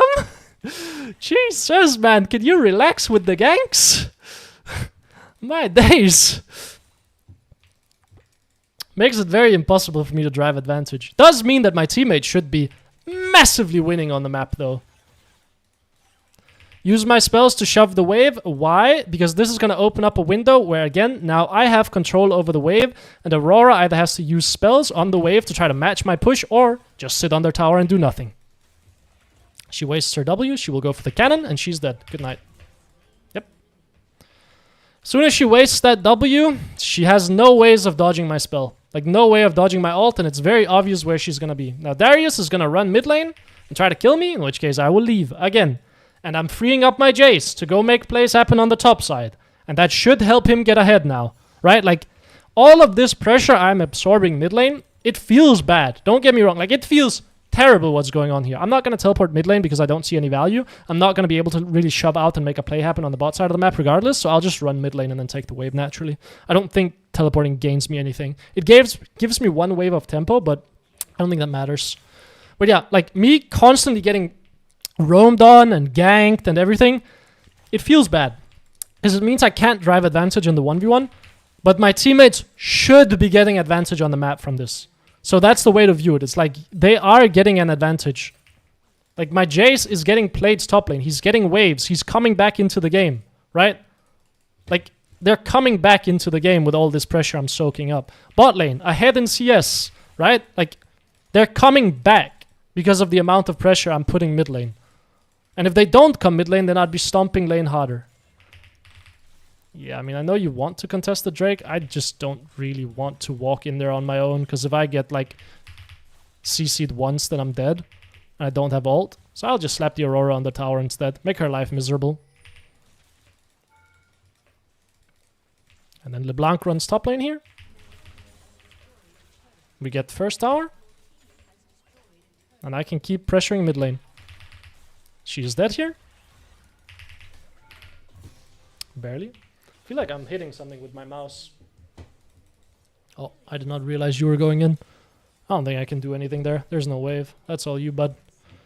Nice. We're probably going to drop top tower here. I could teleport up there to try to save it. Which, honestly, like, if I'm thinking about it logically, probably the best decision here is me teleporting top lane. Because they can't dive me because I have Rod of Ages. And Aurora has teleport, so she can come mid lane and defend this tower. So I can't really drive that much advantage here. So I should have teleported top lane to save plates. But it's all good. She doesn't have teleport. I guess she used it earlier. But you can see, like, this build is very, very slow in the sense that I don't have a lot of cooldown reduction. So it's a lot harder for me to, like, blast the Aurora in lane. But it is a lot harder for me to die as well, so I can play, like, quite aggressively. And this build does scale pretty well as well. Again, I want to slap the wave because this is, again, going to force these windows where Aurora is going to have to step up to the wave, and I can slap her when she has to use spells to match my push, because she does not want to be under tower. I feel pretty safe against this guy. I think even if he ults me, I feel pretty good. Like, I can flash this wall, and I think I'm okay for the most part. Wait for my ball to run out, and then just run. Yeah. This is like Rod of Ages, right? Like, you're just very, very tanky. Right? Like, they don't kill me. Rod of Ages, Mercs, I'm very tanky. Now, I don't deal a lot of damage, though. Keep slapping the Aurora here. But again, Sylas commits to a play mid lane. What does that mean? That means my Master Yi is left unchecked. He helps my bot lane get a tower. Or he gets like free jungle camps. He gets something for free, right? LeBlanc is just sitting top lane, which is slightly concerning. Now I have some cooldown reduction. My Caitlyn probably wants to run mid lane, in which case I'll go bot lane. Caitlyn should go mid. I don't like that she's going top, because now we end up in this... Okay, I guess I'll run mid lane then. Jace will go bot lane. Yeah, I mean, this is a pretty ugly spot. My Caitlyn is kind of griefing, because she's going to have to walk all the way up here, so now she's going to need some kind of like safety. Oh, good prediction. She's dead. I will commit an ult here. Play it slowly. Hit the Darius. No likelihood my Cho'Gath dies here. That feels like a bit of overkill. I can maybe kill the LeBlanc as well, because she wasted spells. Okay. We can get mid tower here. Yeah, you can see what my Caitlyn just did, right? My Caitlyn just griefed everything on the map. She ran top lane, and now she's crossing into mid lane, which means that we're not collecting waves top lane anymore. So now we're bleeding waves, and now my Jace is TPing bot lane, also completely griefing the map, by the way, in case you're wondering. And the map is just in a very ugly spot now, because of my Caitlyn's decision. You can see she's running around the map like completely homeless, and not collecting minions, because of the fact that she went top lane, and obviously Caitlyn can't step all the way out here without fear of dying. So she can't, like, pressure the side lane. She can't do anything in the side lane. That's why, like, if you have the choice, don't go side lane as an AD carry unless you're, like, a strong AD carry that can side lane on their own.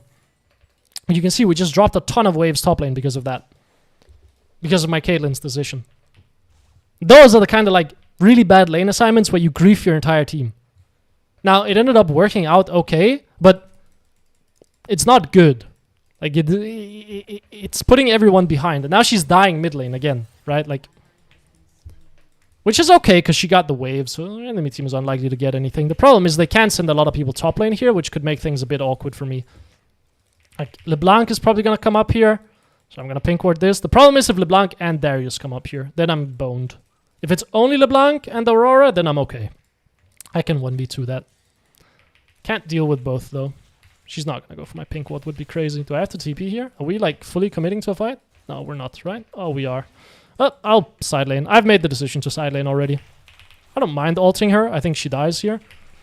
Okay, so you're making me a bit dizzy here, I guess. I don't even know how she ended up back in there.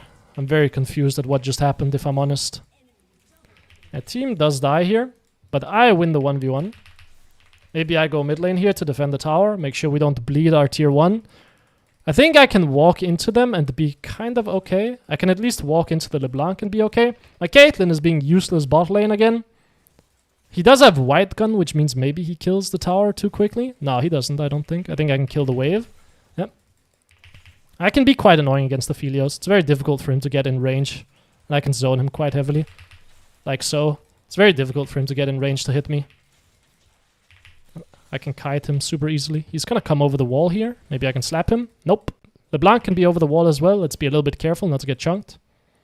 Drake looks pretty free. I want to sit here and just have vision. Make it annoying for the enemy team to walk through this choke point. That is my job. My job is not to deal damage to this. My job is to make it annoying for the enemy team to contest it. Again, as a mid laner, you usually don't deal that much damage to objectives. I do want to run top here, maybe. But where's my Jace going then? Okay, we're doing a lot of weird stuff here, I'm not gonna lie. Okay, I guess I will go catch top waves. My Jace is kind of running around like a headless chicken. I also do want to take my base. I don't like what my Caitlyn is doing. She should be mid lane, ideally. Like, she's ending up in the side lane quite a lot, which is gonna just lead to her dying. And I think my Jace has killed himself here as well. I could TP mid here. I just don't have enough gold. I think take top wave, then base, and TP mid lane to defend the tower after my team dies. And if my team wins, I can pressure top. Caitlyn should be pressuring bot lane here.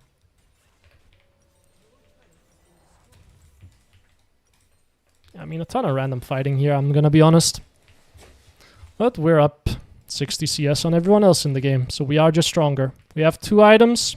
Our Rod of Ages is almost fully ticked. I can give my Cho'Gath some move speed. I want to fight this. Like, I really want to fight this. I'm gonna run at Aphelios. He should die. Just ult him. He should be dead. Okay, he flashes. Can kite the Darius a bit here. He should die. Nice.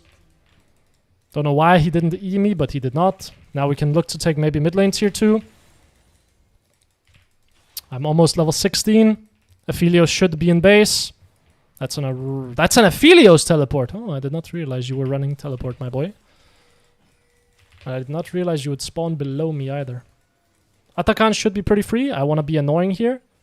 Assume he's going to face check. Yeah, be as annoying as possible. He does get to clear my pink ward, but he loses half of his health for it. So that should be a free Atakan when it spawns. And then I'm going to come back to mid lane, shove out the wave, and then pressure this tier 2 mid lane. And Aphelios is going to be in base. So I'm just going to repeat the exact same sequence we just had. And then miss the cannon, classic. And they should give me the mid lane tower, unless they send multiple people to defend it, which means that my bot lane has more time to be annoying. I want to try to poke the Sylas as much as possible here, so he can't join a potential bot fight. Oh, miss. I think I'm okay, though. I am not okay. I lied. Completely lied, I think. It was very close, actually. I didn't want to flash his spell. If I flashed LeBlanc E, I would have been okay. But I mean, this should be winning for my boys, because they sent 2 mid lane, and both of them are going to be too low to join the fight. So we have a 4v3. Yeah. If my ult clipped the LeBlanc as well, she was dead too. I mean, realistically, I should just flash her chain. But I'm cocky enough to not flash chain. Like, I'm cocky enough and confident enough in my movement that I think I can dodge it every time. And every time I get proven wrong. And I also have 60 FPS. Which on a 240 Hz monitor, I'm not gonna lie, feels terrible. Can I do a climb video with Katarina mid? Absolutely not. I hate that champion. Like, I despise the way it plays. I think the way it plays is bad for, like, improvement and learning fundamentals in League of Legends. And I think the champion is hard, and I think the skills you learn on her are not really that transferable over to other champions. And I also just personally don't enjoy her. She kind of goes against everything that I think a champion should be in mid lane. So no. Absolutely not. Every time skill cap tells me, hey man, you gotta record a game of Katarina, I send the exact same, like, we can one-shot Sylas here with ult. Nice. Look for Aphelios next. But I send the exact same gif of, like, the... Maybe I can find... But it's like the what is the polar bear doing in Arlington, Texas, bro? I send that one, and then sometimes I send the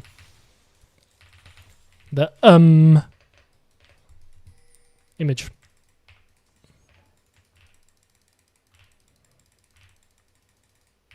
Shove out this. I wonder why I have such low FPS. It's actually quite annoying. It makes me feel very sluggish with my mechanics. At this point, we can just push top lane. It's completely winning. It's the enemy mid laner. Can't play the game. Doesn't matter what my teammates do. Even if Master Yi is getting kills. Like, we have soaked enough pressure to get my teammates back in the game. Even though bot lane was losing. Top lane was losing. Master Yi was kind of losing. Enemy team is going to send everyone topside here, so kind of should have ran away a bit earlier. I will ult her, mostly just so I can get phase rush proc and run away. Slap the Sylas. Fuck up my spacing completely, but I think it's okay. I don't think he has damage.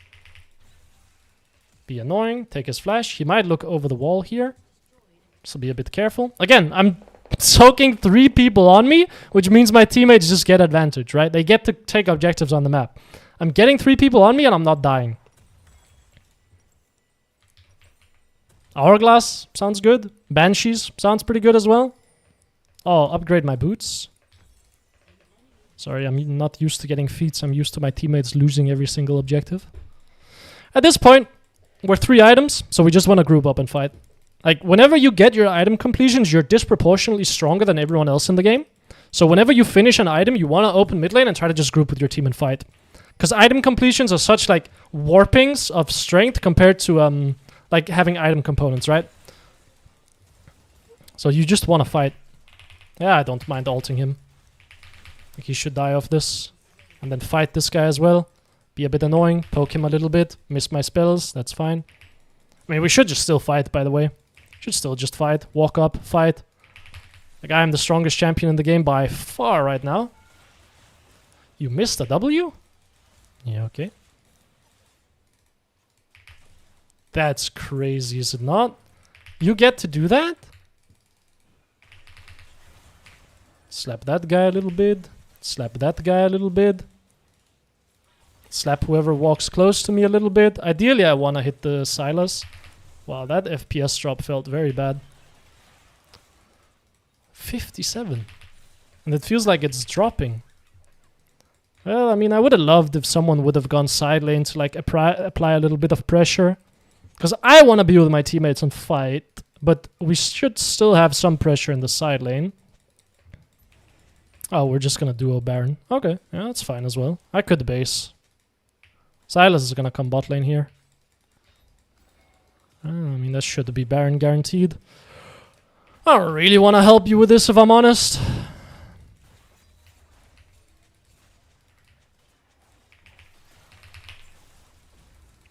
Probably kill this guy. Nope. Take my base here. Oh, okay. I should still be quite okay. Caitlyn is very dead though. Does he have ghost? Oh, he does. Does he have flash? Oh, good night. Oh! His W ran out in time. Now we can just kite him to death.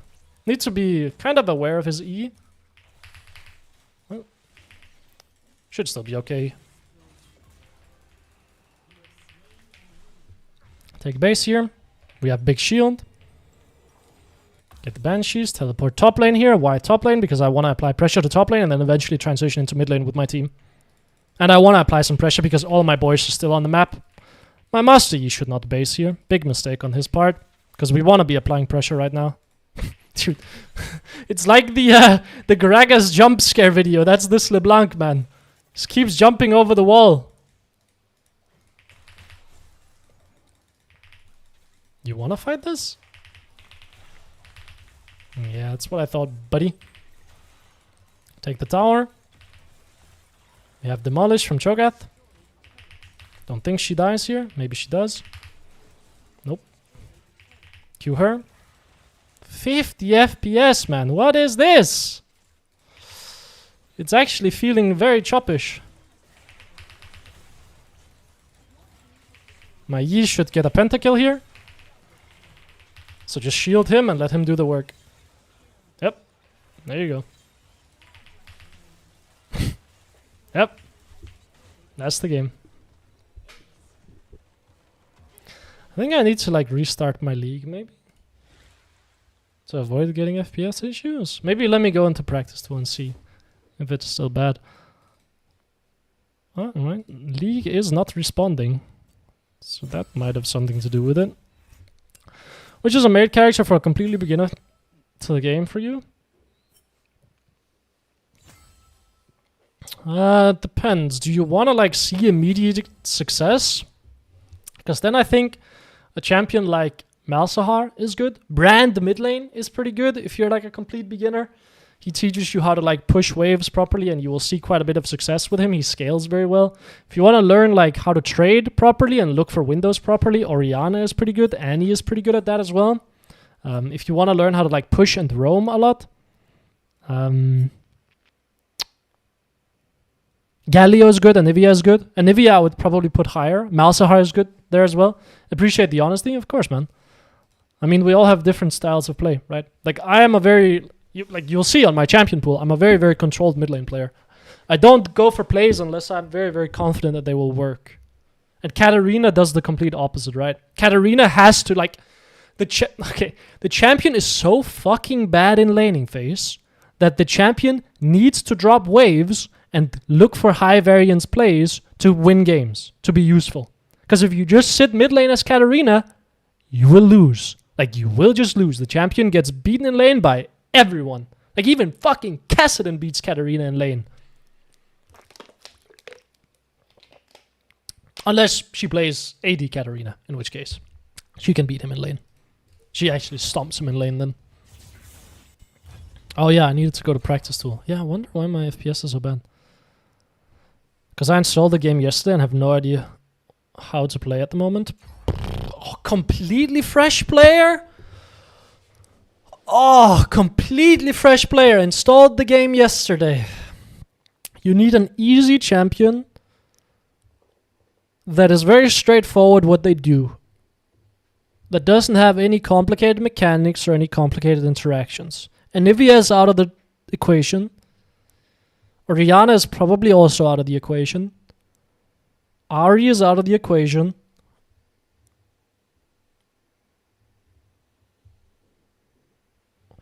I mean, the champion that pops up the most right now in my head is just Brand. Like, Brand, the mid lane, it's very straightforward what he does, and he does very well. He's very straightforward to play. He's not like any hidden things you need to really know about him. Like, need to proc his passive, that's kind of it.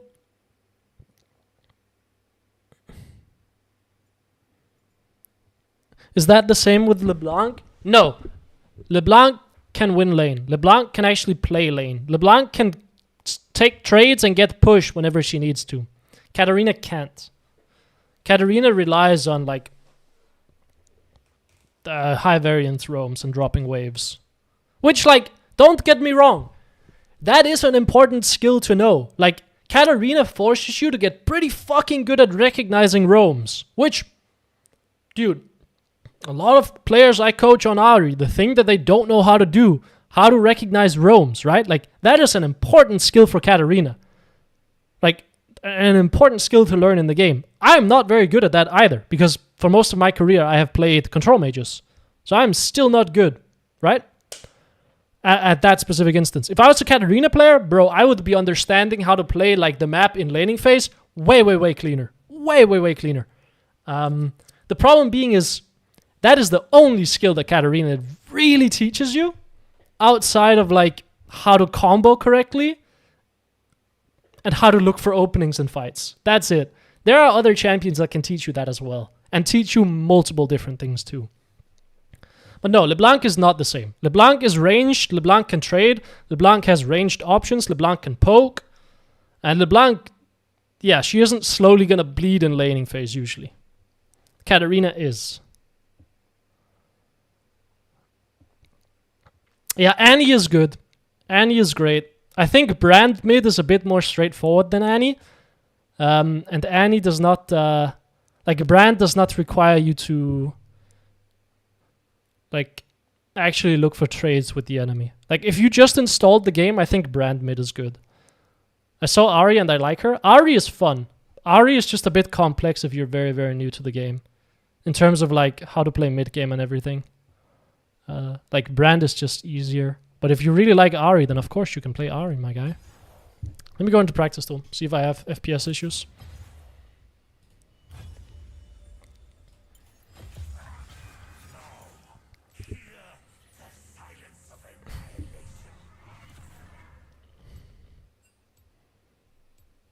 Unironically, maybe at some point I should do a Katarina climb just to teach me how to look for lanes properly. Like my win rate on it's gonna be so bad initially. Like, it will take me at least 30 to 40 games to even learn what the champion does, like, properly and how to play the lane on her.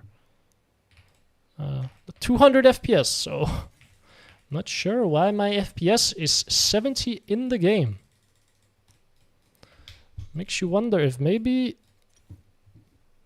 Riot Games are a bit inefficient. Maybe it will be fine. But it does make playing fights very annoying when it's like you drop down to 50 FPS and I'm on a 240 Hz monitor. It feels very choppy. In laning phase, it's okay because there's not as many things to keep track of. But in the fight, it feels very disorientating. Like, there are multiple times where I think a champion is somewhere that they're not. Like, or my ball is not going there quickly enough. Yeah, it just doesn't feel very smooth.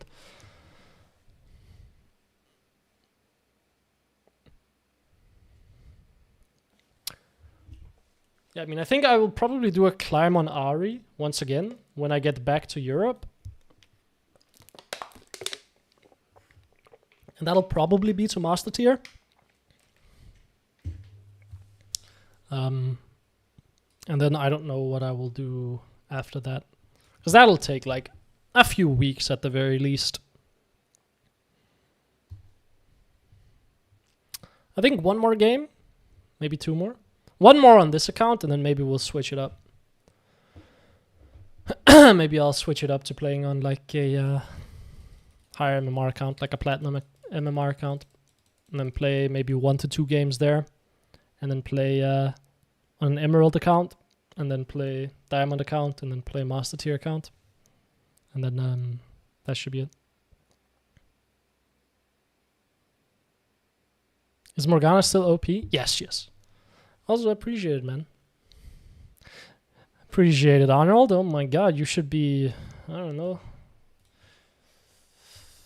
running for California governor again. Why'd you stop that? But congrats on the climb, man. You're close to silver. It's good. Yeah, Morgana mid is great as well. Morgana mid is great. Just she's so hard to break in lane. I think Morgana mid lane has been OP at the lower end of the ladder for a while. But we have this super cursed thing in League that most of the player base don't realize what champions are very, very good at the lower end of the ladder, because people like take what is happening in higher elo and emulate it, right?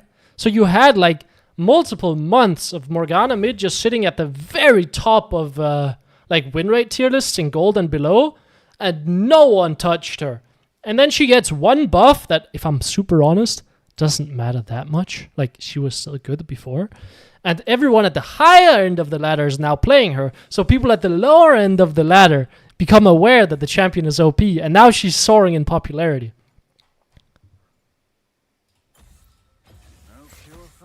But I have said that this champion is OP because she's just so strong. And she's so high on the tier list.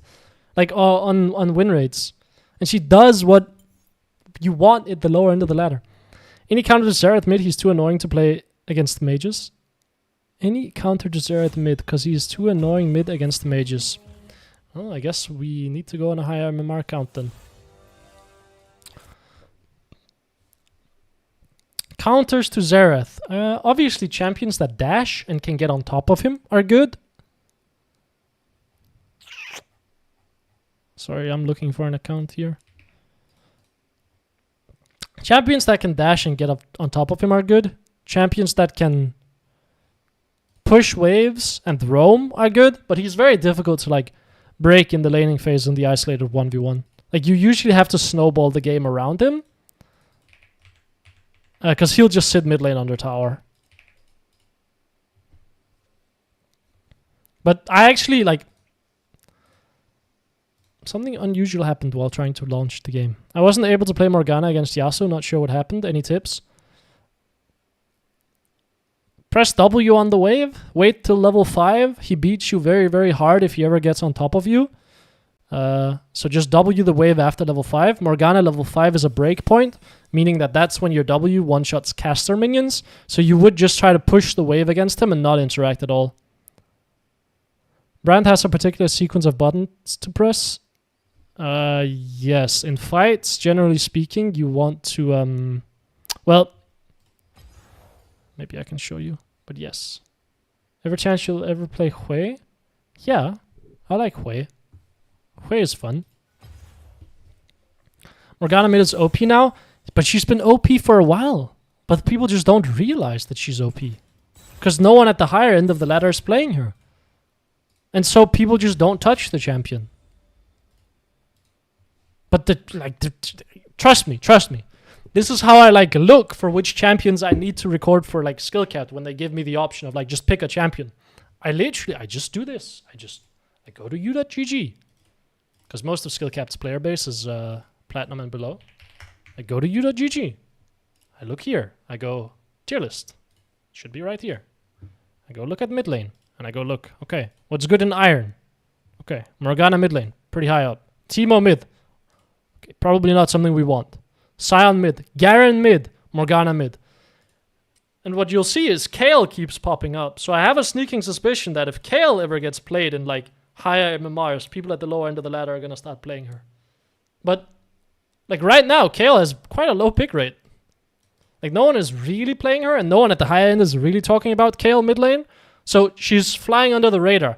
Garen mid lane, another one that I think should be spammed a fuck ton at the lower end of the ladder, right? Like you'll see, rank 2, rank 1, rank 1, rank 1, rank 1. And now here he's not even on the list because he doesn't have enough games, right? But like, why is no one talking about Garen being OP mid lane?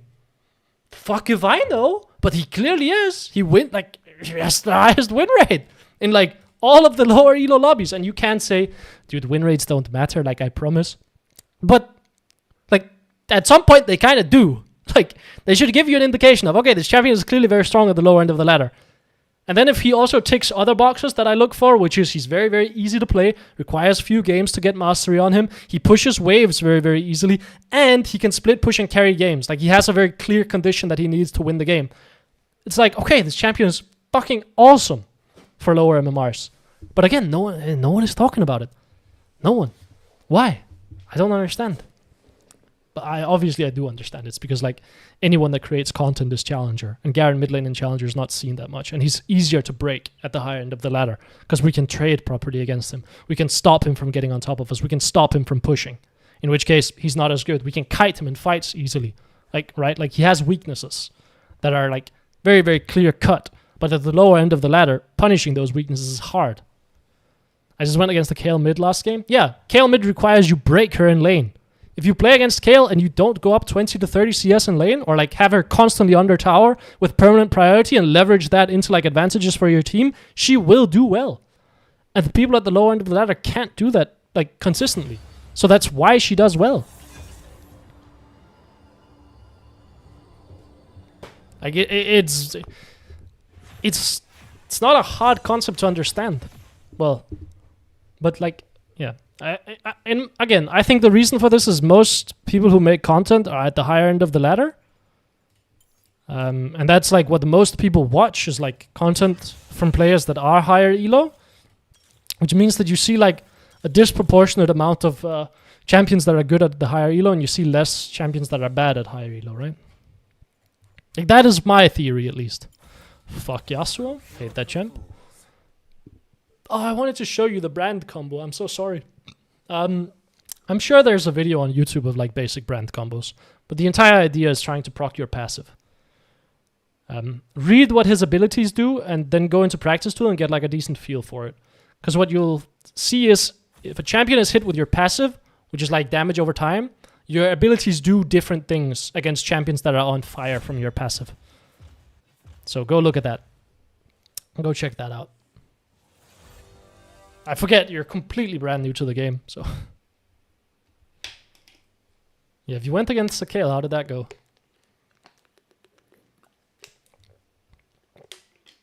Because Kayle is very weak in lane. And she does, like, from level 6 to, like, level 11, she is useless as well. And then level 11 to level 16, she's kind of still bad. And then level 16 onwards, she's great. But like, if you have a champion that is bad level 1 to 6, or like terrible level 1 to 6, bad level 6 to level 11, okay level 11 to level 16, at the high end of the ladder, you're probably not going to win. Unless you have a good matchup, where you can become like bad level 1 to 6, okay-ish level 6 to level 11, and strong level 11 to level 16, and then OP level 16 plus, right? Like, that's why, like, some games Kassadin is good because he follows that trend. Some games Kayle is good at the high end because she follows that trend. Early lane was a blast. Yeah, Hui is, like, the strongest control mage in lane, so I would imagine so. He has the strongest laning phase out of all control mages, I think. I don't know who would be stronger than him. Well, we're in for another Rod of Ages game with Merc Treads, fellas. Yep. Yes, sir. Because Zac can get on top of me. Diana can get on top of me. Mordecai can get on top of me. All the champions can get on top of me. So Rod of Ages is good. I'm going to end up taking damage. They have a lot of AP and CC, so Merc Treads are good. And it's Diana mid lane, I assume. Now, you could take Resolve in this matchup. I won't. Because I got it like that. Resolve can be okay against a champion like Diana, but then you have to run...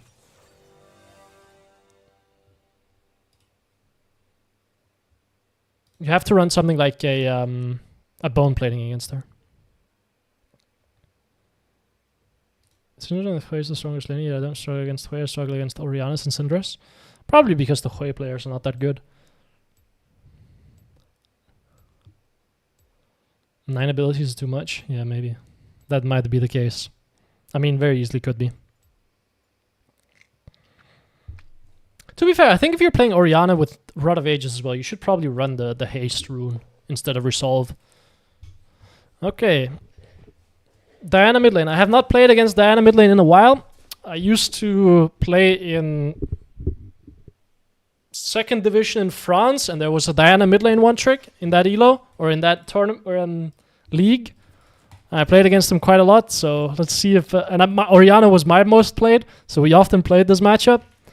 And we also often ran into each other in solo queue. So I have quite a lot of experience in this matchup, but it's been like half a decade at this point since I played it.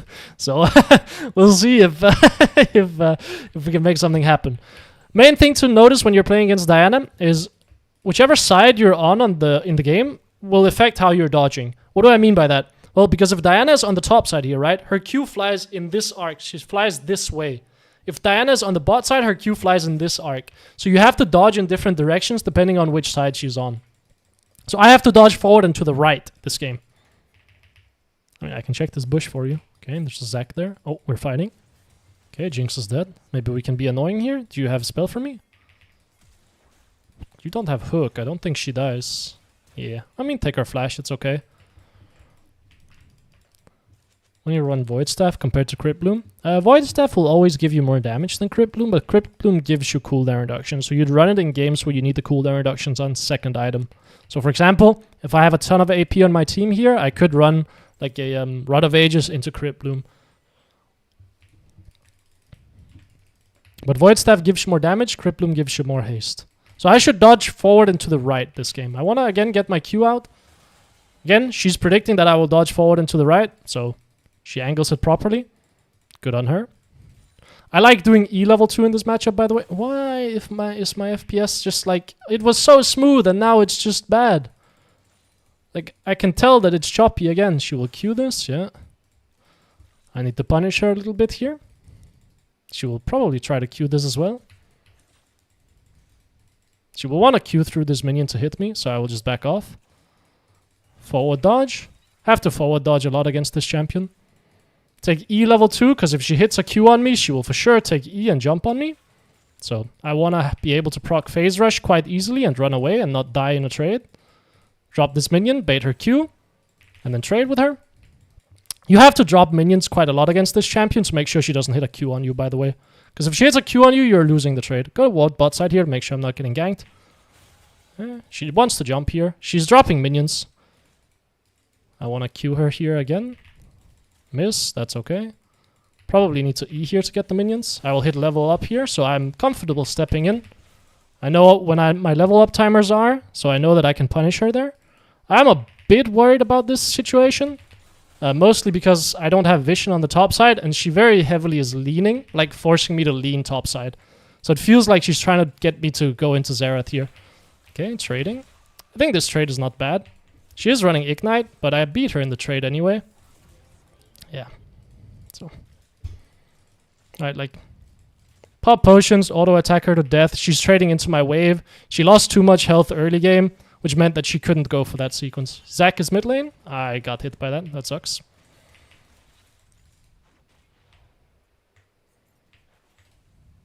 This path? Okay. Well played to him. We will go double Ruby. I mean, I saw him and I could have flashed, but yeah, I probably should have. I just thought I dodged his E, if I'm honest. TP mid lane. We should be okay. I don't mind walking into her. She can't really trade with me here. She's too weak. Zac is on his bot side. I want to harass her a bit under tower here. If she trades with me, it's a mistake on her part. Again, I'm very winning in this trade. And I know I'm winning. So I'm down for her to try to trade with me. She loses her flash. Oh, you want to dive? But Zac is on the bot side here, right? Like... I mean, you can go for it, bro. Be my guest, I will give you speed. If you hit your Q, you hit your Q. But I would be a bit concerned about Zac here. Okay, she's killing herself. Oh, she has to base here. I guess I can shove the wave. Please, stop it! Stop it! Stop! You're just stealing all my XP, man! Did you... Like, what are you... Oh, you want to play for plates, man! I have been griefed by my Lee Sin slightly here, I will be super honest. Mostly because I'm losing so much, like, I'm just bleeding here. I lost a lot of XP for this. Diana would have been in a very bad spot. I have to take my base here. Diana will come mid lane, push out the wave. This is bad. And we don't get the plate either. Take my base here. Like, he came mid lane, which was nice, don't get me wrong, but then you stayed mid lane and took 3 waves of XP. Which is not nice. Because now Diana is ahead of me in XP, you can see. Like, I will pick up these minions and then we'll probably be close to even. But Diana has dropped a lot of waves and I'm now behind. Like, I'm getting punished by my Lee Sin here. Which is, like, he's getting advantage, so I'm sure he's smiling, but I'm not. Because this is a volatile matchup, I need to have advantage. Bot lane is bleeding. Yeah, I think my Lee Sin kind of griefed here. Should be okay. Zac can look mid lane, we saw him on Wraith Camp, right? I want to look for Q, because I want to take off her bone plating.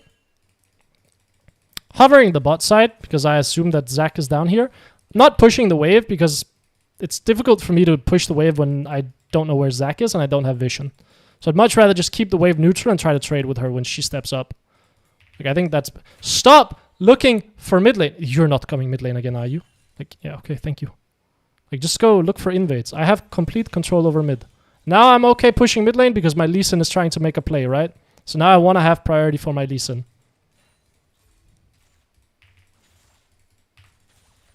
Push the wave. Look at Diana. I don't really want to roam unless I have to. Again, this is not winning for you. Pop my potions, trade with her with autos. She misses a Canone. Hover the top side here.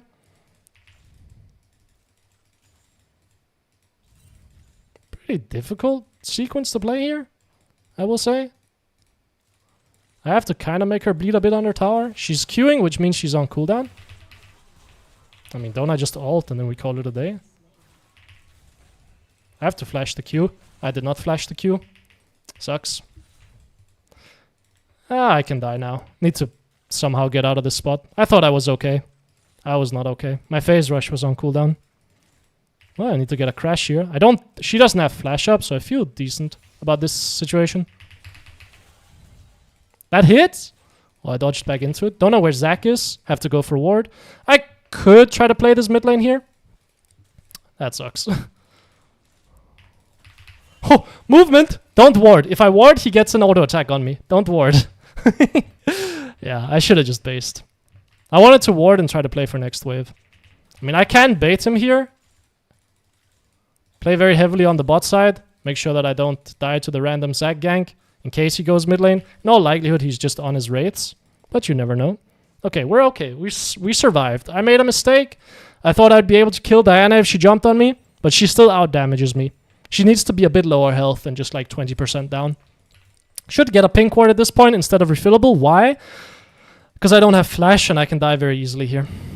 Diana is running down. Let's make sure my teammates understand that.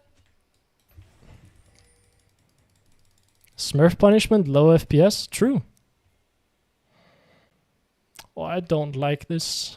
Diana will have ult up. Do I have to drop mid-wave? I think so. It's because Diana is just for sure there, right? Oh, she's not. Okay, we're fine then. Come back to mid lane then. I feel okay now. As long as Diana is not going for the play, then I'm okay. Would love to try to slap her here again. Can keep the wave neutral. Looks like my Heimerdinger is contesting grubs. So I'll shove out mid lane here. I mean, he's for sure getting roamed on by Diana. But I mean, I can move for this. Ah, he's just dead. Nothing I can do. But he's alive? What? I thought I pressed tab and he didn't have flash.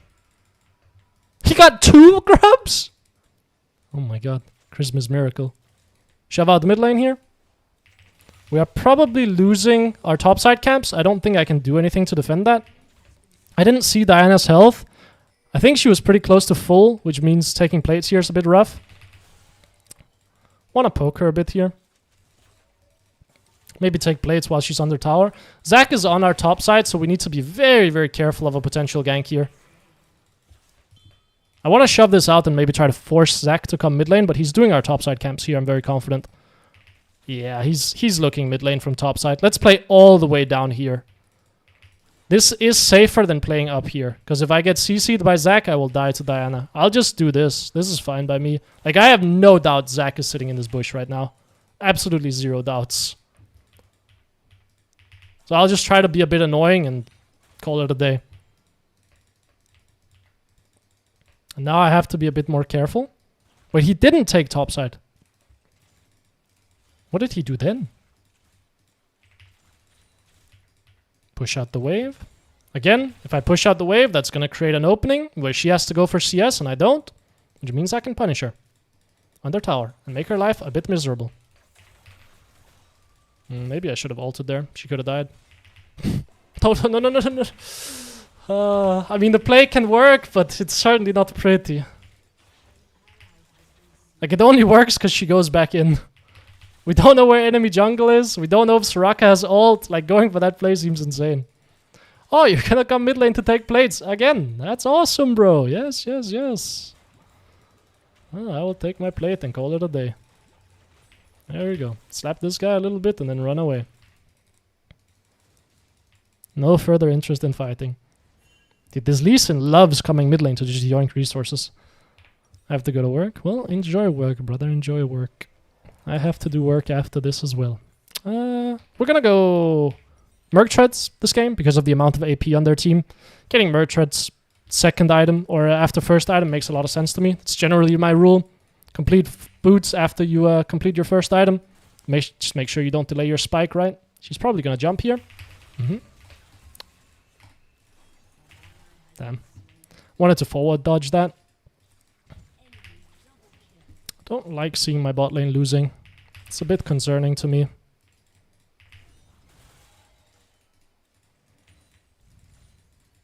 Especially against this enemy team comp.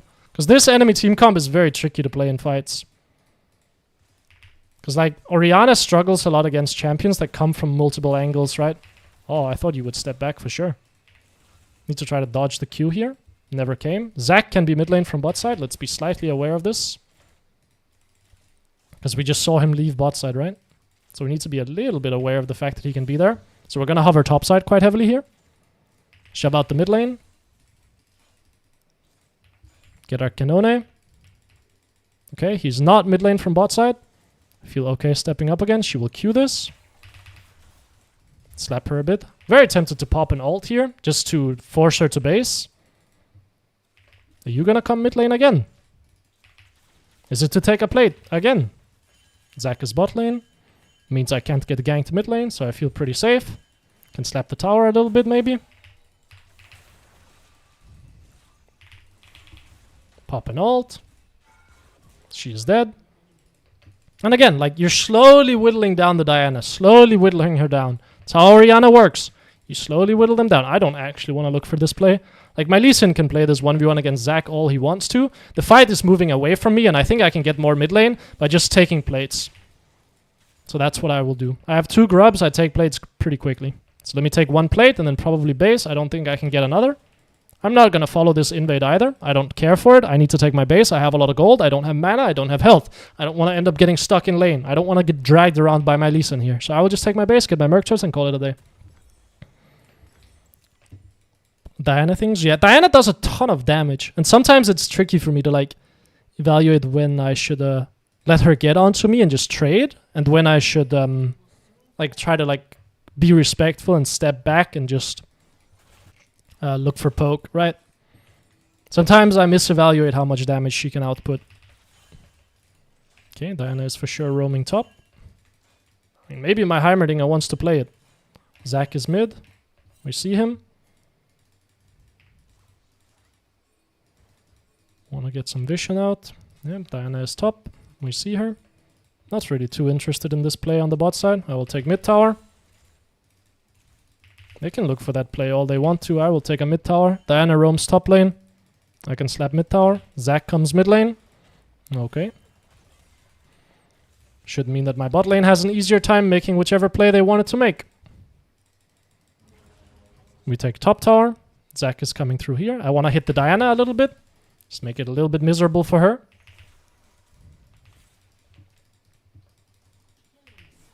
Oh, am I dead? Okay, you ult. I will ult as well then. Need to dodge the Q. There we go. Dodged it. Trade with her. Nice. You open there? I can go top lane, I guess. I mean, Heimerdinger I can take mid tower quite easily, so I guess I will go top lane.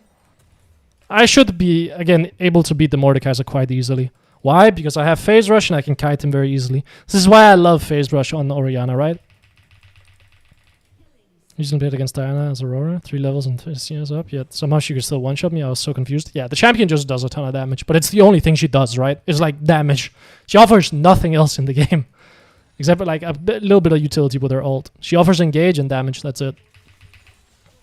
She's very front-loaded in her damage as well. And she has quite long cooldowns, so that's why. Could be trapping a bush. Yep. Yeah, I can kite you for days with phase rush.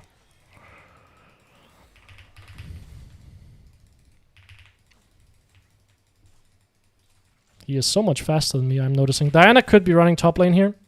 I have teleport. I think we should be okay here.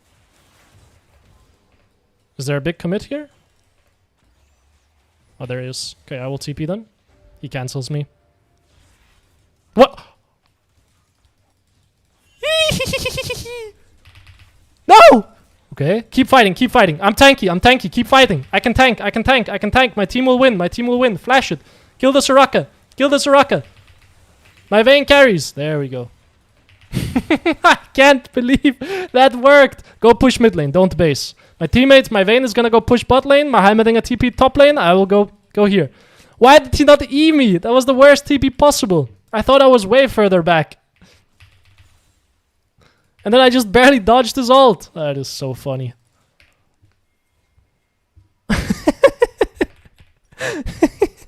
We have Horizon focus in base now as well. We gotta push out on mid lane, means they're gonna drop a lot of minions here. We're always looking to deny the enemy team minions. Always. Open through mid lane here. You can see she just lost like a double stacked wave. We get the bot tower. Maybe I open mid and then go bot. I could actually like... Okay, Vayne stays bot lane. I will open mid lane then. I was considering just running straight to bot lane and letting Vayne take over mid lane immediately, but we will drop one wave for that. I want to go side lane. My Vayne has killed herself, so that's awesome. I guess push one more wave mid and then go bot.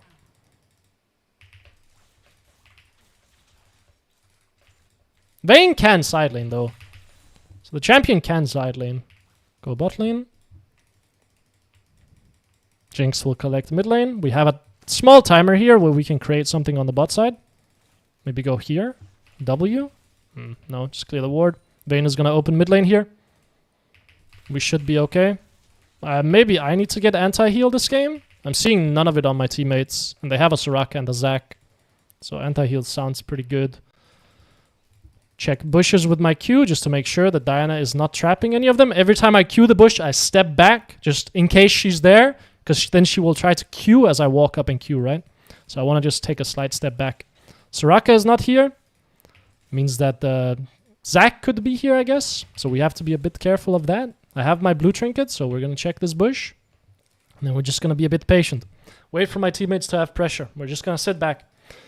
Not going to step up here, because I don't see people on the map, and we don't have a lot of pressure. Like, I only see, like, I think we saw Mordekaiser top lane, and we see Soraka mid lane. I assume Jinx is mid lane as well, but I don't know where Zac is. Now my Lee Sin is kind of starting to come towards bot lane, so I feel a little bit more comfortable being a bit further up on the map here, because my Lee Sin is bot lane. So if Zac is here, we have a just 2v2. I think you could have ward jumped and tried to kill her. Yeah, that kind of sucks, doesn't it? I mean, try to... Did you... Oh. Okay. There's a TP behind us, so we kind of have to go forward. I missed all my spells. I'm a criminal.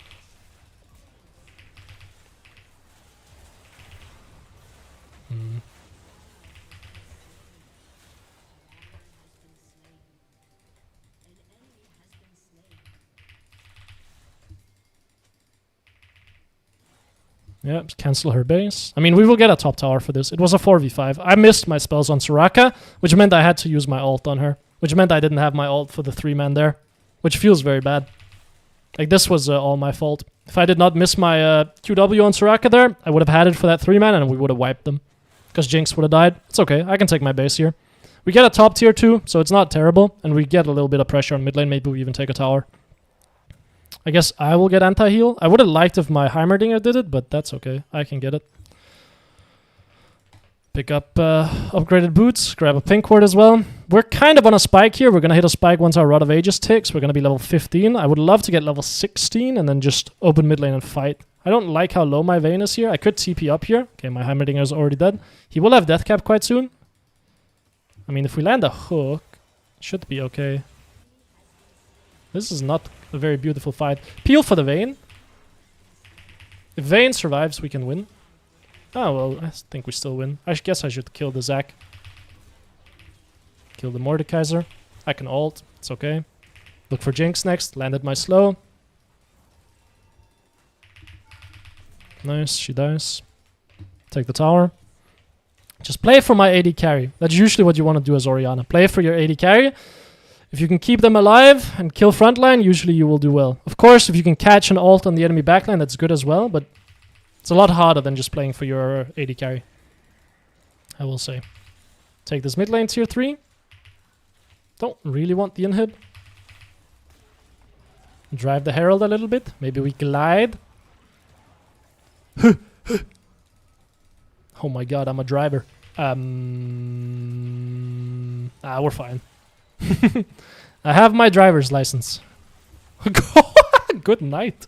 We can keep playing it. Keep playing it. Don't be scared. No fear. No fear. I missed my spell. That's bad. Wait, what? He just died? To, like, the air? Or what?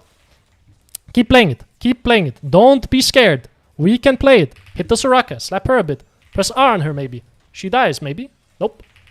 Maybe she does now. I could flash. Okay, Heimerdinger, you got this. Blue trinket there so I can see where people are. Keep slapping the Mordekaiser. We will kill him too. Yeah, one by one. Walk into the Heimerdinger Oriana. You will do well, I think. You definitely just, like, if you don't immediately kill us or get on top of us, you can't play the game. We will just kite you for 5 years with 800 slows. And Heimerdinger towers will kill you. Should be the game. I think just take double inhib and we're okay. I have 4,000 gold here. Proc her bone plating. Again, he did not get on me. Well, now he did. Maybe flash that? The problem is I don't have damage without Heimerdinger. Heimerdinger was a lot of my damage there. Now, I can be annoying to Jinx, but killing her is actually a bit tough. She could have ult here. Gonna give my Nautilus a little speed boost, and then base TP. Maybe TP top? Sell this for a death cap? Yeah, why not? We will TP in. Play with my boys. Zac is no flash. I need to play with my Vayne here. It's fightable, isn't it? Now the problem is I do have an Oriana flank, which is generally speaking not considered great. So I guess I will run away. I did just stall them quite a bit, so maybe that's enough. My Vayne has jumped in and is making miracles happen. Well, she dies. Gave her a shield. It's about the best I can do, I think. If you play around my cooldowns, I can make it happen. What? No, no, no. We can play this for sure. Like, do you not realize how strong I am? Yeah, you know, I will bait it. Come, come, come, come, come, come, come. Come, come, come, come, come. Yeah, yeah, yeah. We fight this all day. I am insanely strong. Yep, nice. There we go. Easy. Can we end? Maybe not.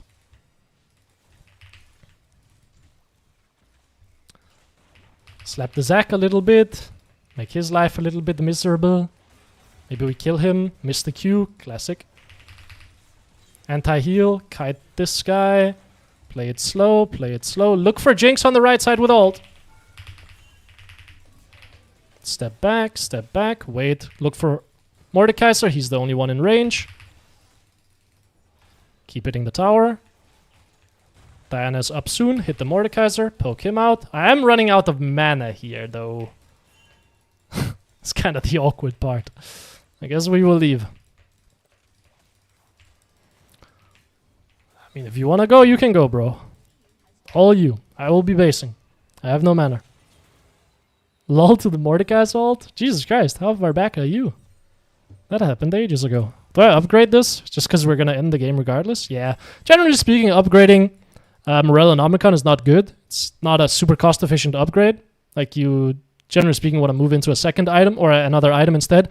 It's not because Morel and Omicron is cost-inefficient as an item. It is that it is not as cost-efficient as other items. So, like, relatively speaking, it's cost-inefficient in terms of what you want out of it. For example, usually you can move into a Void Staff that will end up giving you more damage. You can move into, like, a Banshees or an Hourglass that will give you more survivability, right? Like, you can get items that do what you want more so than a full Morello Nomicon, right? Like, that's the idea. Could play Baron here.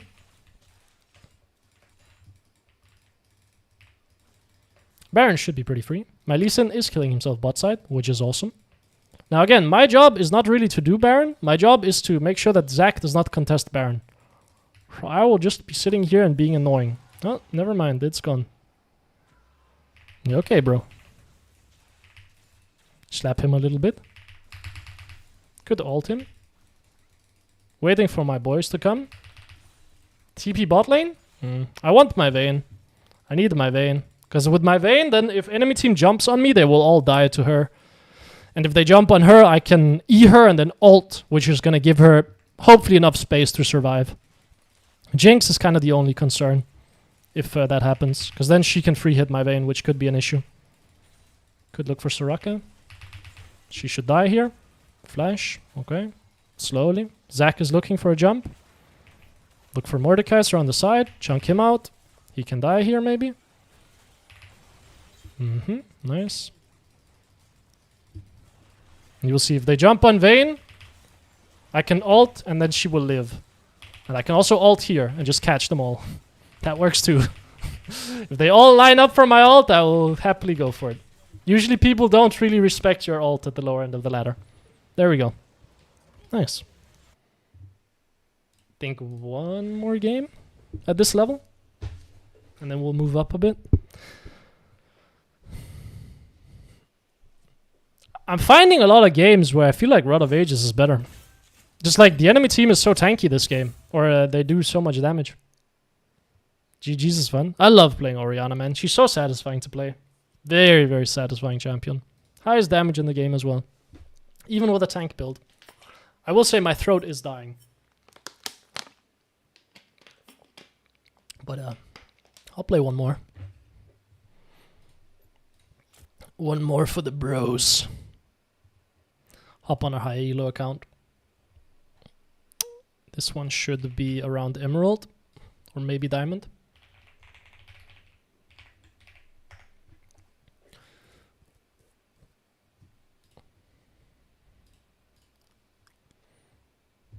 I am a bit confused about my FPS issues though, I will say.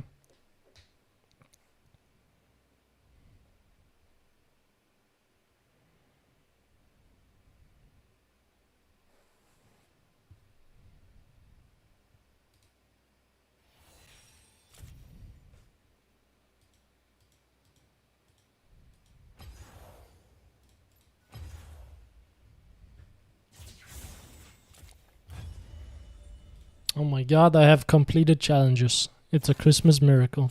Purchase the pass! Hell no, dog. Oh, I watched your Ari videos, really helpful stuff for the Blackfire Cosmic Drive build. Should I be going Liandry or Deathcap after? Deathcap. Deathcap will give you more damage. Liandry's, I think, is just bad. In solo queue especially. I don't think it does what you want out of it. I think if you want pure damage, Deathcap is better. If you want to kill tanks, Deathcap into Void Staff is probably better. Mostly because if you go Liandry's third, usually you'll need Void Staff fourth, which means you're delaying Deathcap till fifth. And I don't think I mean, we can actually go have a look right now. We can just go run the number, or we can just go look in practice tool. I am actually curious about this, so we'll see. Let's do Ari. Let's do... These runes look fine. Let's lock it in. Do I have a skin on this account? Nope. I do schnot. Let's have a look. I'm pretty sure Liandry's does not give you that much more damage against front line, and it gives you considerably less against back line. And Ari already does true damage with her Q, so Deathcap is kind of helpful for that as well. But let's have a look. Like, I'm actually curious about the numbers. Because I could just be completely wrong, in which case I will just adjust my build. So usually you're probably around level 16 when you get 3 items.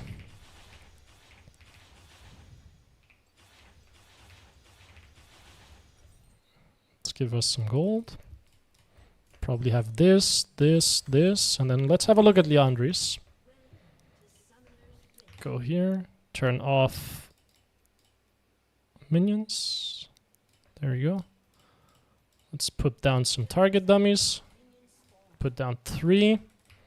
And then give this guy, like let's assume he is a frontliner. What is the Control-Shift-T? Wish there was a faster way of doing this, but Riot Games. Let's assume he has like around 3000 HP, which would be quite high. Control-Shift-G. Assume he'll have around like 140 resistances. Assume this guy has like 60. We can assume this is a bruiser. And this guy will have 40. Because he's an AD carry. You will have like 2000 HP maybe. Maybe 2200, something like this. 2000. And you will have like 1.8k. Okay, let's see. So we will full rotation. We will charm. We will alt, we will Q, we will do this. So we will hit them all, then we will alt, then we will do this, then we will do this. Like, just hypothetically, we get 3 full rotations on, or 2 full rotations on everyone. I should do this in a bit more of a scientific manner, actually, now that I'm thinking about it. But I want to hit everyone with Blackfire Torch is the thing, because the AP amplification is pretty large. But, yeah, let's just do this. Like this rotation, and we hit the frontliner. So full rotation on this guy is 936. And a Q on the backliner is 560. So let's change this for Deathcap. Let's have a look.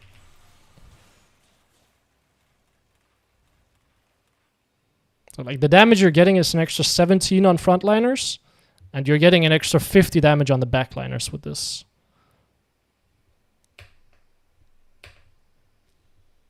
I think that is worth it. Now you could say Deathcap is more expensive. That's true. But Deathcap also makes your 4th item better. So if you do this.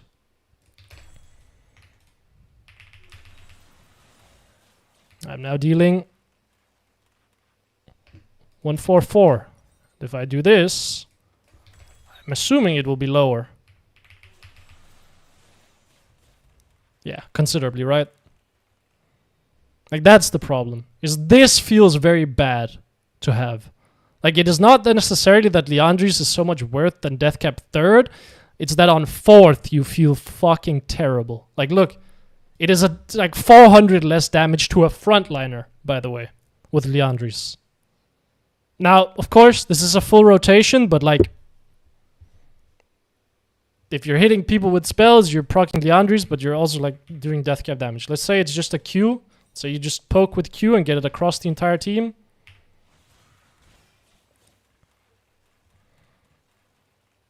$700 on 80 carries. 680 on the frontliner. Yeah, I mean, Deathcap still does more damage, right? Like, that's the issue. Is you run into this sequence on 4th item where you feel bad as Ari.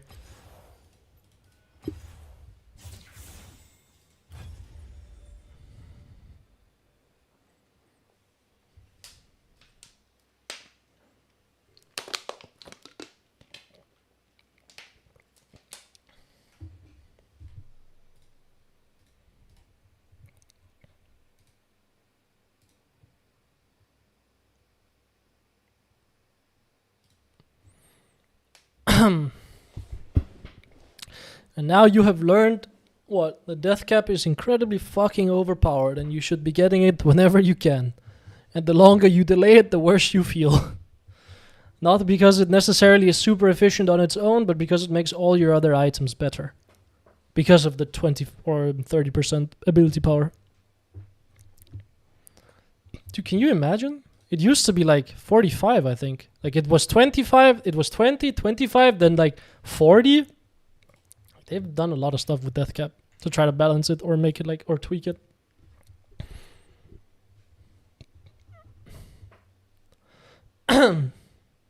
But yeah, that is why you don't go Leandries after Cosmic Drive. Hopefully you are still here, Mr. Josh.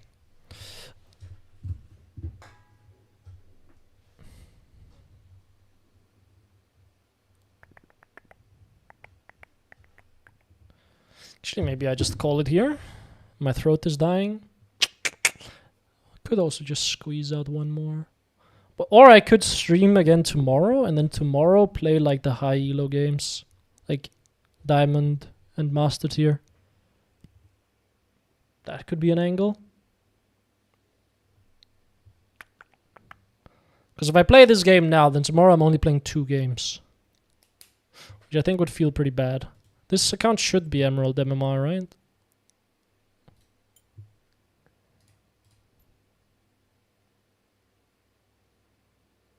D4? Yeah, maybe. Tomorrow, please? You know what, Shadow? I'm curious why. But, yeah. I probably will do it tomorrow. Maybe I just sit here and yap for a bit then. 2 games, but high elo. It will be 3 games. It will be 1 game on this account, which is around Emerald MMR. 1 game on another account, which is around like Diamond 2, Diamond 1. And then today was Bronze Plat. Today was Gold Plat, I will say. There were no Bronze games. Like the account was Bronze, but the MMR of the games were Gold Plat. But this account should be like low diamond, Emerald MMR. It looks like it's diamond or low diamond. I got classes now. This guy is Master Tier. Okay.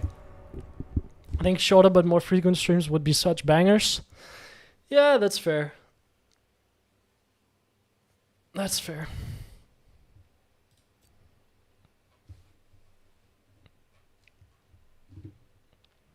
I have to ask my friend for a Master Tier account though. Because he stole mine. He stole my Challenger account. So I don't have any high elo accounts right now on this server. It's an absolute nightmare. And what I mean by that is I will go pick up my own Master Tier account and use that if you are listening, right? Smiley face.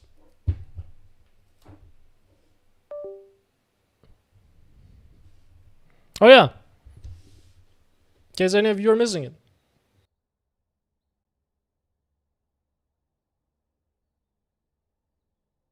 And drew on it. Maybe I will just take a picture.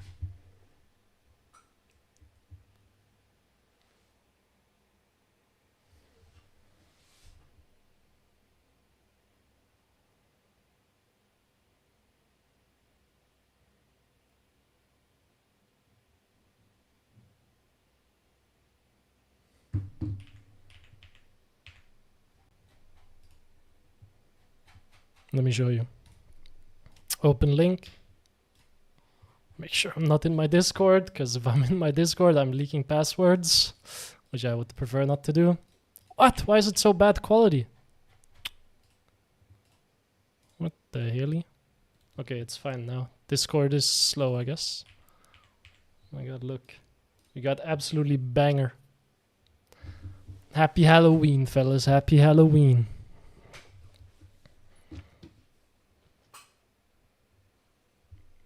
What do you study, Shallow, out of curiosity?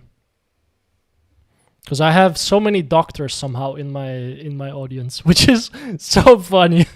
It's like a surprising amount of doctors from South America, which is just incredibly funny. Happy Halloween, happy Halloween. That is cute, I know, right? Happy Halloween. Business administration. That was business admin, huh? The drawing made my day. I will make sure to tell my girlfriend. She will be happy. She will be smiling. Oh yeah, I should probably get a widget that shows chat on the screen, huh? I learned that apparently people really like that when they watch back VODs, which I didn't know. Or when they full screen streams, which I didn't know. Straight up didn't know. Rune equals like. Dude, okay, we're just gonna be here yapping for a bit. Look at what's in the background, bro. Barbs, look at what's there. What's right there? What's right there, huh? Bro, what server has least trolls? Least trolls? I don't think such a thing exists. I don't think you're getting a server with least trolls, brother. They're just everywhere. How excited are we for the new season? The new free run season. Look at what she got me as well for my birthday. She got me this.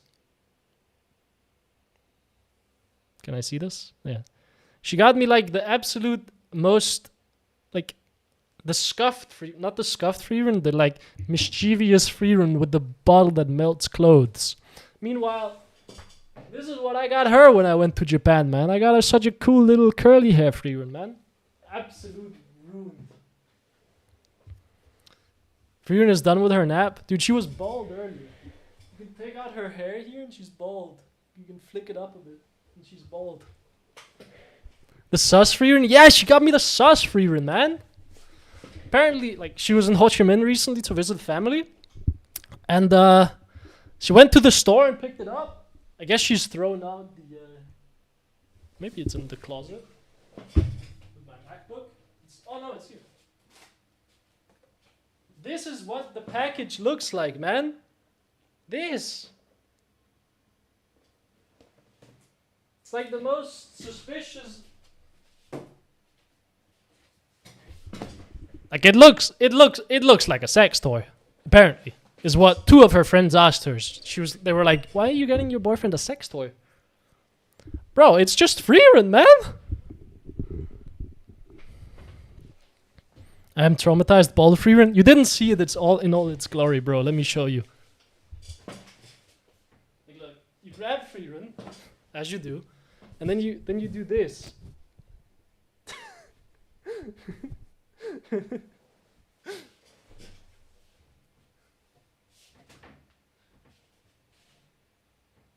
my god. And then she's bald. Ah, the relax time series. Dude, that's what I'm saying, man. It looks suspicious.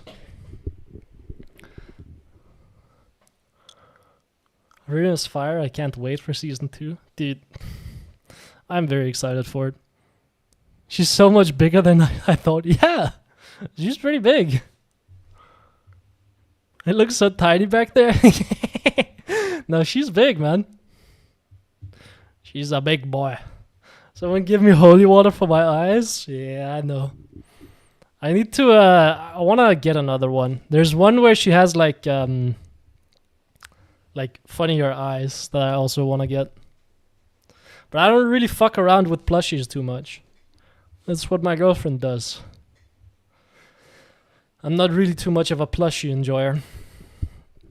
They just take up space in the bed, you know. I don't really like, you know. I cuddle my blanket more so than I cuddle a plushie.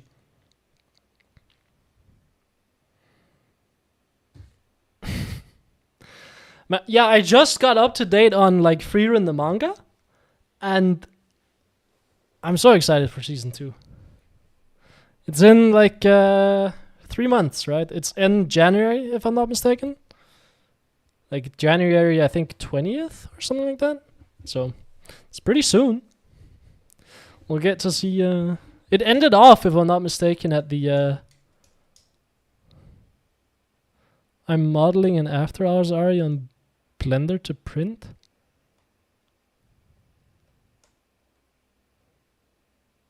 What do you mean? What does that even mean? Sorry. I do not do 3D modeling whatsoever. After Hours Ari. Like to 3D print, I'm assuming. The T1 Oriana skin is back. I don't fuck with the T1 Oriana skin. Like a 3D figure. But what does after hours entail? How suspicious are you making it, bro? How degenerate are we talking here? My favorite Oriana skin, and this is because I'm a Dopa fanboy. This account doesn't even have her. Whoops. Imagine I queued up. I wouldn't have wouldn't have been able to play Oriana. Skins. This is the Oriana skin I use. With the like your sus free run, but an Ari one, that specific skin. I see. But this free run, I feel like, is not this sus. It's just like the mischievous free run. She does have suspiciously detailed feet, I will say. And I didn't realize how much the show caters to, like, feet. I did not notice when I watched it. Like, I did not realize how much the show... Is it the B Oriana? No, it's Dark Star. It's because Apto used Dark Star when I watched him. So, like, I used to watch Apto in class in high school, right? Like, whenever my teachers were yapping, I would be watching Apto, studying, learning what's actually important. Don't worry, I also followed along in class, and I did have, like, the best grades of the entire, like, high schools when I graduated, so it's all good. But yeah, I was learning the real, like, I was learning wave control while my boys were learning, like, marketing or accounting. I was learning how to control waves in the mid lane. I was learning how to beat Talon level 1 with E-stat Oriana, right? Like, that's what I was learning how to do. We all love feet. Brother, I am so sorry to be the odd one out. I don't like feet. So I'll be the first one to say it. I don't like feet. I don't see the obsession with feet. I don't understand it. I look at feet, I'm like, they're feet. I don't understand how they're sexual, but so it goes. It's all like, I don't know. I guess you can grow up to like feet.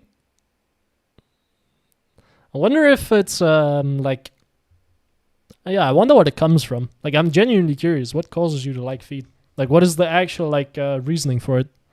Not like that you would know it because you're like, oh, that's just hot.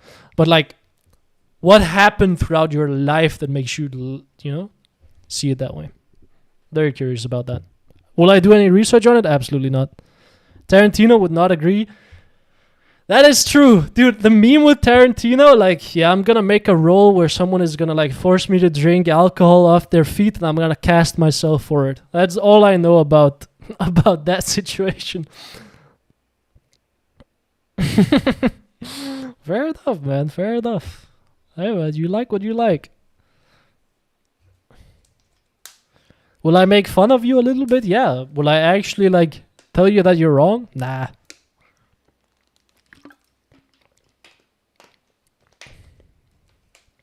Nah. I don't even know what that is. But sure. Did you take me outside of anything gaming-related context? Then I'm cooked in terms of media knowledge. Because I do not watch movies and I barely watch shows. Which is very funny.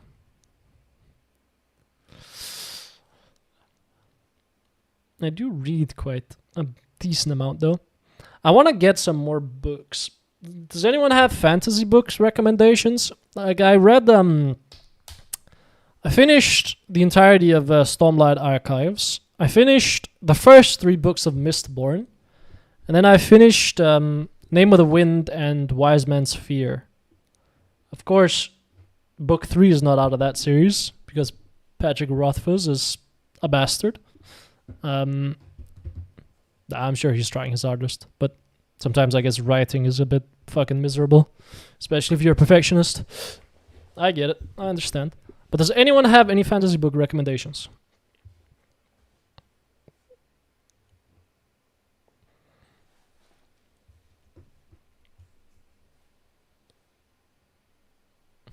Or like just book recommendations in general, I suppose. The ones I'm looking at right now are Red Rising and How much fantasy we talking? Up to you. Interpret it however you want. I haven't done too much in the genre, as in I haven't read too much of it. I got into fantasy like 2 years ago because I was like, I should read more. Do you like the Halo novels? I haven't read them, so I don't know. I've never even heard of them. Like, I got into fantasy about 2 years ago because I was like, I should definitely be reading more. And then I was reading stuff like, maybe I have some of the books out here.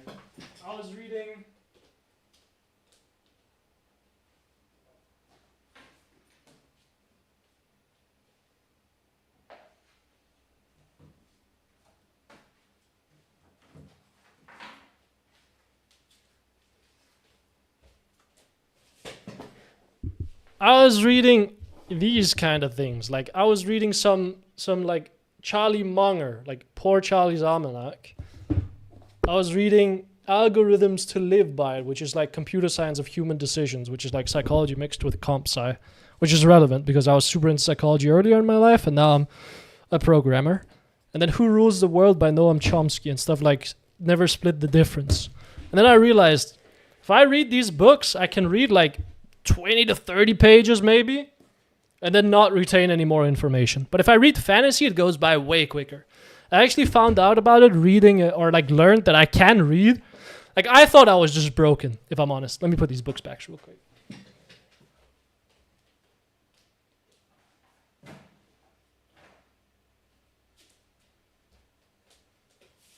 I thought I was just kind of like for regular fantasy, the first law, I've read all of them, all 6.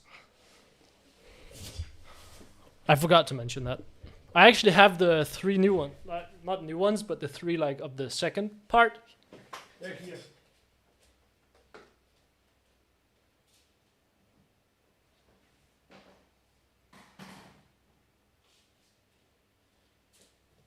Actually, never mind. I only have 2 of them, but they're here. I think the first one is in Romania.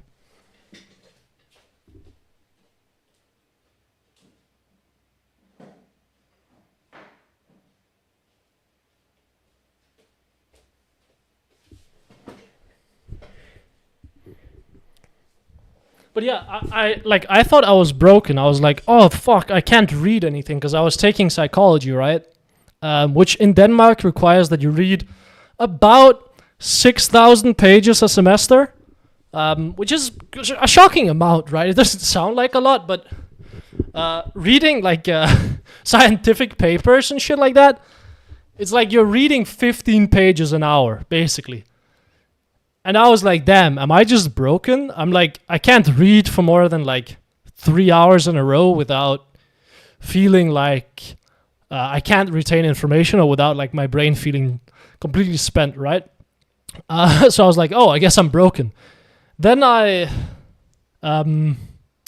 didn't make the decision to drop out, but I got really into reading The Beginning After the End, the web novel of it. And I fucking blew through that in a week. And I was like, I was reading for 10 hours in a row. And I was like, okay. So it's like, what am I reading? That's the issue. It's not necessarily me that is the problem.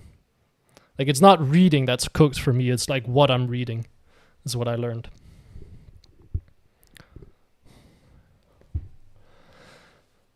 The Lord of the Rings series is always good. I actually haven't read it at all. I haven't read a single book. I don't know if it'd be up your alley as it's a bit teenager, but maybe check out Scythe. It's a trilogy. Scythe is the first book. Not quite fantasy, more sci-fi, but anything but love it. It's an easy read. I have Aragon that I started reading, and I dropped it after like a few pages. I'm still gonna finish it because I want to see it. Nah, bro, university system is fucked. Your brain ain't made for that much direct dry as learning. We are really hands-on as little idiot humans. I mean, our university went a very hands-on approach as well. It's what we call project-based learning. It's PBL, where you take up projects and then you like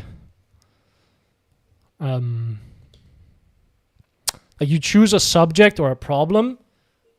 Actually, it might be problem-based learning. I forget. It's one of the two. There's project-based learning and problem-based learning, and I forget which one it is. But we loved like saying our style of doing it is better. We're the only university in Denmark that does it. Everyone else sucks. That's what we really liked saying. But yeah, we did that. You would pick a problem and then you would cater your curriculum towards that. And you would have like pages you would get towards that. But man, reading like psychology, like like fucking novels basically, or like scientific studies written in the 50s is dry. My uni is read, and that's it. Yeah, I mean, that is also miserable. I like just making stuff, which is shocking, because I, like, all throughout high school, I did not like making stuff. I wanted to just read and answer questions and call it a day. Or, like, not even read, but just answer questions and learn from lectures. But when you rock up to university, you ain't gonna learn shit from lectures. Well, you will, but, like, not a lot. I learned enough to, like, not read at all the first semester and, like, pass with average grades. Which, at that point, I was like, why the fuck am I even here? I'm studying psychology, so I know exactly what you mean. Yeah. Yeah. Which year are you in? Ranger's Apprentice. That sounds fun. Ranger's Apprentice. Have I read you? No, I've read Assassin's Apprentice. This looks cool. Oh, this looks cool. I was considering reading Spell Right like this. But it's a bit more old school fantasy apparently. And it doesn't have good rating. But it's like a magic system that is like writing out text, which sounds fun. Like a very scientific based or like rules based magic system. What else is there? What else was I considering reading? I was considering reading some of the OG D&D novels. If any of you have read them. Oh, I don't know why I switched scenes here. Yeah, I'm considering reading some of the OG D&D novels. But I haven't gotten around to it yet. I did my undergrad in psychology and my master's in clinical mental health counseling, so I hear you. Yeah, that, again, I imagine it's so much reading. I know that we were told, like, this is the main reason I dropped out of university, by the way, is we were told psychology as a bachelor's is fucking useless. Like, if you go here, you need a master's. And I was like, okay, so I'm going to commit 5 years of my life to getting a master's. Now, I really wanted to study neuropsychology, which is like, okay, that's fine. I can commit 5 years of my life to that. And then I learned I do not get to study anything relating to neuropsychology until my master's. So I was like, okay, so I'm going to be here for 3 years doing a bachelor's that I find miserable, and then 2 years of what I actually enjoy, and then the job prospects after that are pretty shitty. So I was like, okay, nah, I'm good. I will just leave.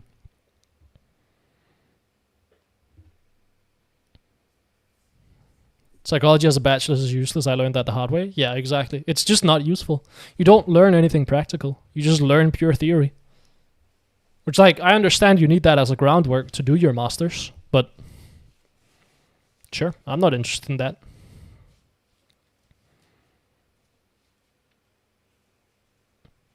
I'm literally right now, third semester, thinking of switching to biology. We had biological psychology at the, which is a funny statement to say. We had that in our third semester. Like, that was like one subject we had in the third semester. So it was like, okay, throughout 3 years, I'm going to have like one subject that I sort of enjoy and the rest I'm going to find miserable. It's a great stepping stone, but like you have to know what you want. Yeah, exactly. I mean, I kind of did the classic, like, I have this tendency of doing this a lot where I will gaslight myself into thinking I really want something and then I'll get it or go there and then I just don't want it at all. Which I feel like is very human to do. But I convinced myself, like, throughout high school, because we were one of the only high schools in Denmark to have psychology. I think. No, most, like, a lot of them do, but, like, we were one of the only ones to have it for 2 years instead of 1 year. Usually you only have it for 1 year throughout your 3 years. We had it for 2. Which is unusual in Denmark. You can't have it for 3. Maybe they've changed reforms, but you couldn't at the time. And I was like, damn, this is pretty cool. Like, reading about psychology is fun. I enjoy this somewhat. I like learning how humans work. And I was like, okay, I will gaslight myself into thinking that psychology is what I want to do with my life. It's also a very, very hard course to get into in Denmark. You basically need straight A's in high school to be able to be accepted into a university that does psychology, because it is so, like, sought after, right? In Denmark, we basically just do, like, if something is very heavily sought after, like, we have limited spots, and then if a lot of people apply for it, of course, the grades you require go way, way, way up. Like, international business in Denmark at Copenhagen Business School requires you to get perfect A's, basically, throughout your high school. Because there are so few spots and everyone wants to go there. So I gaslit myself into thinking that. And because you require high grades, I was like, okay, well, I'll put my high grades to use and go to psychology. It makes sense. Because I already had high grades, and I was like, okay, sure, I'll use them for something. I don't want to go to a subject that doesn't require high grades. That seems stupid. Lo and behold, now I know that would have been pretty fucking smart, because I would have done something I actually wanted to do. Yeah, I could just gaslit myself into thinking I wanted to do psychology. Then I went there, and I was like, this is not really what I actually want to do here.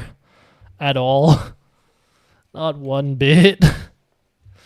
Turns out I just kind of like learning about psychology and humans, but don't want to do it as, like, a full-time thing. So it goes. You live and you learn, exactly. The concepts of psychology are still super, super useful to understand in other fields. Especially in something like marketing, right?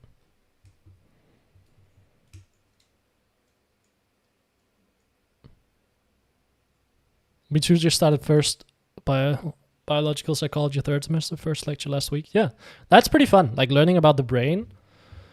You have to learn all the terminology for it, like what means, like, forward in the brain, what means backwards, what means right, what means left, what means, like, up, what means down, because they have different fucking words for that. You have to learn, like, you have to learn about your accents, they're called dendritter in Danish. I don't know what the fuck they're called in other languages. In English, you have to learn about your all your fun stuff.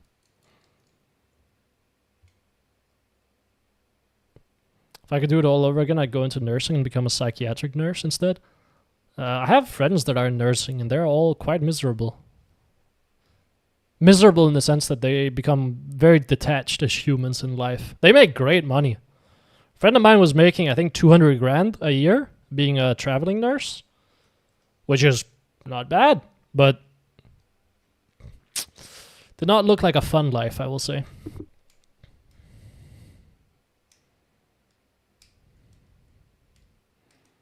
Psychology is fun. You need passion. I don't think I got it no more. It's fair. I mean, you can take your ETCT points and go somewhere else. Or ETCS points. I forget the name of it. And go somewhere else. Should be fine. You can still graduate. It's not wasted time. Yeah, the nurses I've seen are quite detached from just life in general. Which, I don't know if I would enjoy that. But, well, I don't think you realize it when you're there, but it's kind of like I became jaded really fast and pretty quick to attach emotionally. Ended up in IT instead with a useless master's degree. Yeah, that's what you realize. You're like, yeah, you don't really, like, that's also one of my gripes. Like, I have a lot of gripes with the educational system, and I have, like, genuinely considered, like, okay, should I stop everything I'm doing in life at the moment to try to, like, actually get some shit done to education? Like, as a whole. Like, as a system. Like, genuinely, I've considered this. I think the answer is no for the time being, but maybe later. I think who the fuck's gonna listen to a now 26-year-old talking about education? And maybe there are, because in Denmark we actually don't, we kind of like having young politicians in that sense. We can get popularity in that sense. We can be like, hey, Gen Z, bro. But I don't know what you mean by those points. Every time you complete a subject or pass a subject, you get ECTS points, and you need a certain amount to pass your degree. If I'm not mistaken. Is it not like that? ECTS points? Yeah. Academic credit, yeah. You need a certain amount to pass degrees, right? but you can transfer them between. Like, short long-term growth, fix a country. No, I think there's just a lot of like things that are bad in education in terms of like, I mean, I can tell you what fucked me up hard is you are very disincentivized from making mistakes and taking risks in classrooms. We call them credit points, I get it. Yeah, exactly. But they're just called ECTS. Like, that's the actual like term for it. But yeah, you're very disincentivized from making mistakes, taking risks, and being willing to be wrong, which like complete opposite in the real world. You're like, it is very, very good to be willing to be wrong in the real world, like when you get out of education. So you get like the fucking largest slap in the face of like everything you have just learned about how to behave, or like your calculation for taking risks and like answering something has just been fucking spun on its head. It's like, oh, Jesus Christ, you're getting fucking whiplash from that. Because in class, if you get an answer wrong, your teacher's going to be like, bad grades. You don't know what you're doing. You didn't read. And your classmates are going to be like, ha, fucking idiot. A loser. That was literally me, by the way. Being like, you're annoying. You're asking questions that I know the answer to, and it's very annoying because you're taking up my time. And I just want to hear what the teacher has to say. I was that guy. No, I didn't say it, but that was what I was thinking, right? Of course, I would never say it. Completely rude. Like, absolutely fucked up to say. But I was thinking it. But then you realize that those people, when they go into the real world, they're like, oh, I don't understand this. Can you help me? Can you tell me why? Like, how does that work? And people are like, oh, yeah, absolutely, man. I'll teach you. Meanwhile, me, I was like, I'll do everything on my own. Never ask for any help. Figure it out alone. Turns out, you end up wasting a fuck ton of time that way. Like, you end up wasting a ton of time doing that. Yeah, which is not great. And it also just disincentivizes risk-taking. Which is also bad. Because it means you never want to make anything. Especially like in our country. I was a rebel though. I didn't have the best grade because I refused to take the safe way. I do not regret it. Yeah, I mean, it's good. I think you realize that getting great grades doesn't matter that much. And maybe it does if you're looking for like a super high position somewhere. I don't know. Or like in super competitive fields. But I mean, if you're trying to just make something on your own, then it doesn't really matter.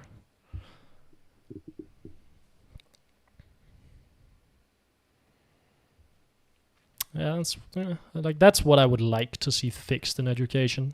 And I was like laying in bed the other night because I'm trying to spend less time. Like, I always like listening to something like a podcast or watching a video or something, but I've actively tried to do it less because I feel like it is fucking up my ability to like think about things. So I'm trying to do it less. I was in bed last night doing this. I was like, okay, I don't really want to watch a video because I want to like just try to think through things, try to force myself to think. And I was like, the highest leverage thing that I could do in my life to have like a positive impact on most people with the skill set that I have and what I'm good at naturally would probably be within education and like teaching in some regard.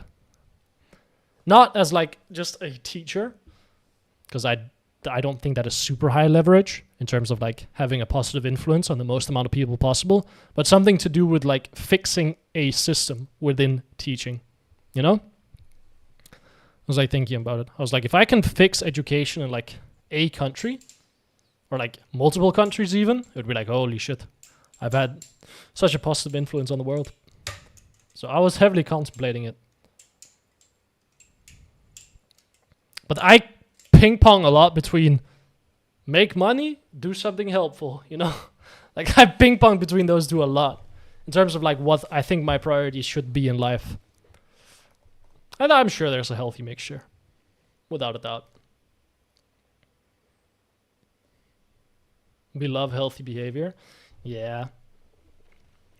I mean, I just noticed that I have found it a lot harder to do work recently because I am listening to so much stuff, or like because I'm getting so much stimulus, which means that I just don't want to work, which I was like, oh, I have to nip that in the bud right now, make sure that that does not get worse.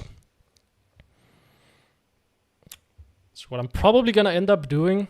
Hey, Jory. It's 2 wins from gold and doing what you said, like cue the wave, step back. And then comes losing. Now I'm back in silver 3. I'm wondering if I need a coaching session. Do you need a coaching session? I'm queuing the wave and stepping back. I wouldn't immediately jump to a coaching session. If you are curious in terms of what you are doing wrong, sure, maybe a coaching session would help with that. Like help you figure out exactly what you're doing wrong in the laning phase and what's making you lose and what you should be focusing on and what's highest leverage for you. That is what coaching is for. But you can learn, like you can get the same information out of reviewing the game on your own. Like, what I would recommend is like go back into the game for 5 minutes and see like in the laning phase, did you lose lane? Did you have no pressure in lane? Like what was going wrong in the lane? Because again, once you start getting towards gold and platinum, cue the wave, walk back isn't really going to be sufficient anymore. This is why, like, I think I struggle with how to position this in the sense that, like, I think it is very helpful what I'm doing for people that are gold and below. I think it is super helpful for them to learn that, like, focusing on getting minions and queuing the wave and approaching the game like this is very helpful. But at some point, enemy laners are going to start getting so good that you can't do that. What I would recommend is when you're queuing the wave and stepping back,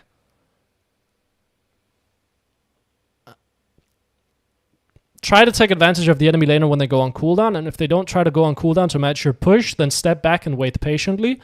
Learn your breakpoints on Ahri at level 5 and level 3, sorry, when you get 2 points in Q, and like how many Qs you need to throw and how fast you need to do it.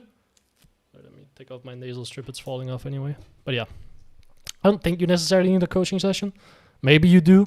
If you feel like you're just confused as to what you need to do, I would recommend just going into your games and review them yourself first. And then if you're still confused, sure, then we can talk about a coaching session. But first, like try to go into the game and look at it yourself. And then see if you can spot something yourself that's like, I should be doing this differently.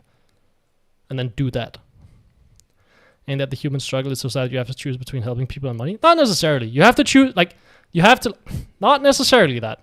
Because I am still helping people build, like I am helping people who build companies with what I'm doing in terms of development, right? Like I am making people, like I am helping those people, right?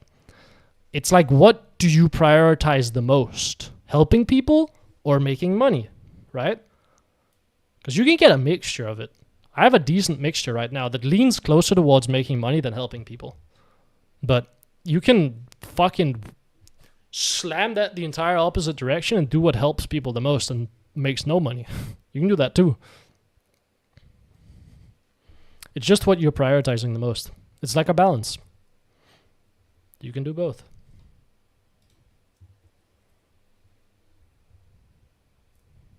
Okay. I will wrap up the stream on that note. I will be back tomorrow and I'll be playing 3 games, 1 in Emerald, 1 in Diamond, and 1 in Master Tier. And if I lose one of them, I'll be playing more in that elo. But yeah, thank you guys for watching. Have a good one. Join the Discord. There's a link for that. If you want to ask questions, I will answer in there. See ya. Bye.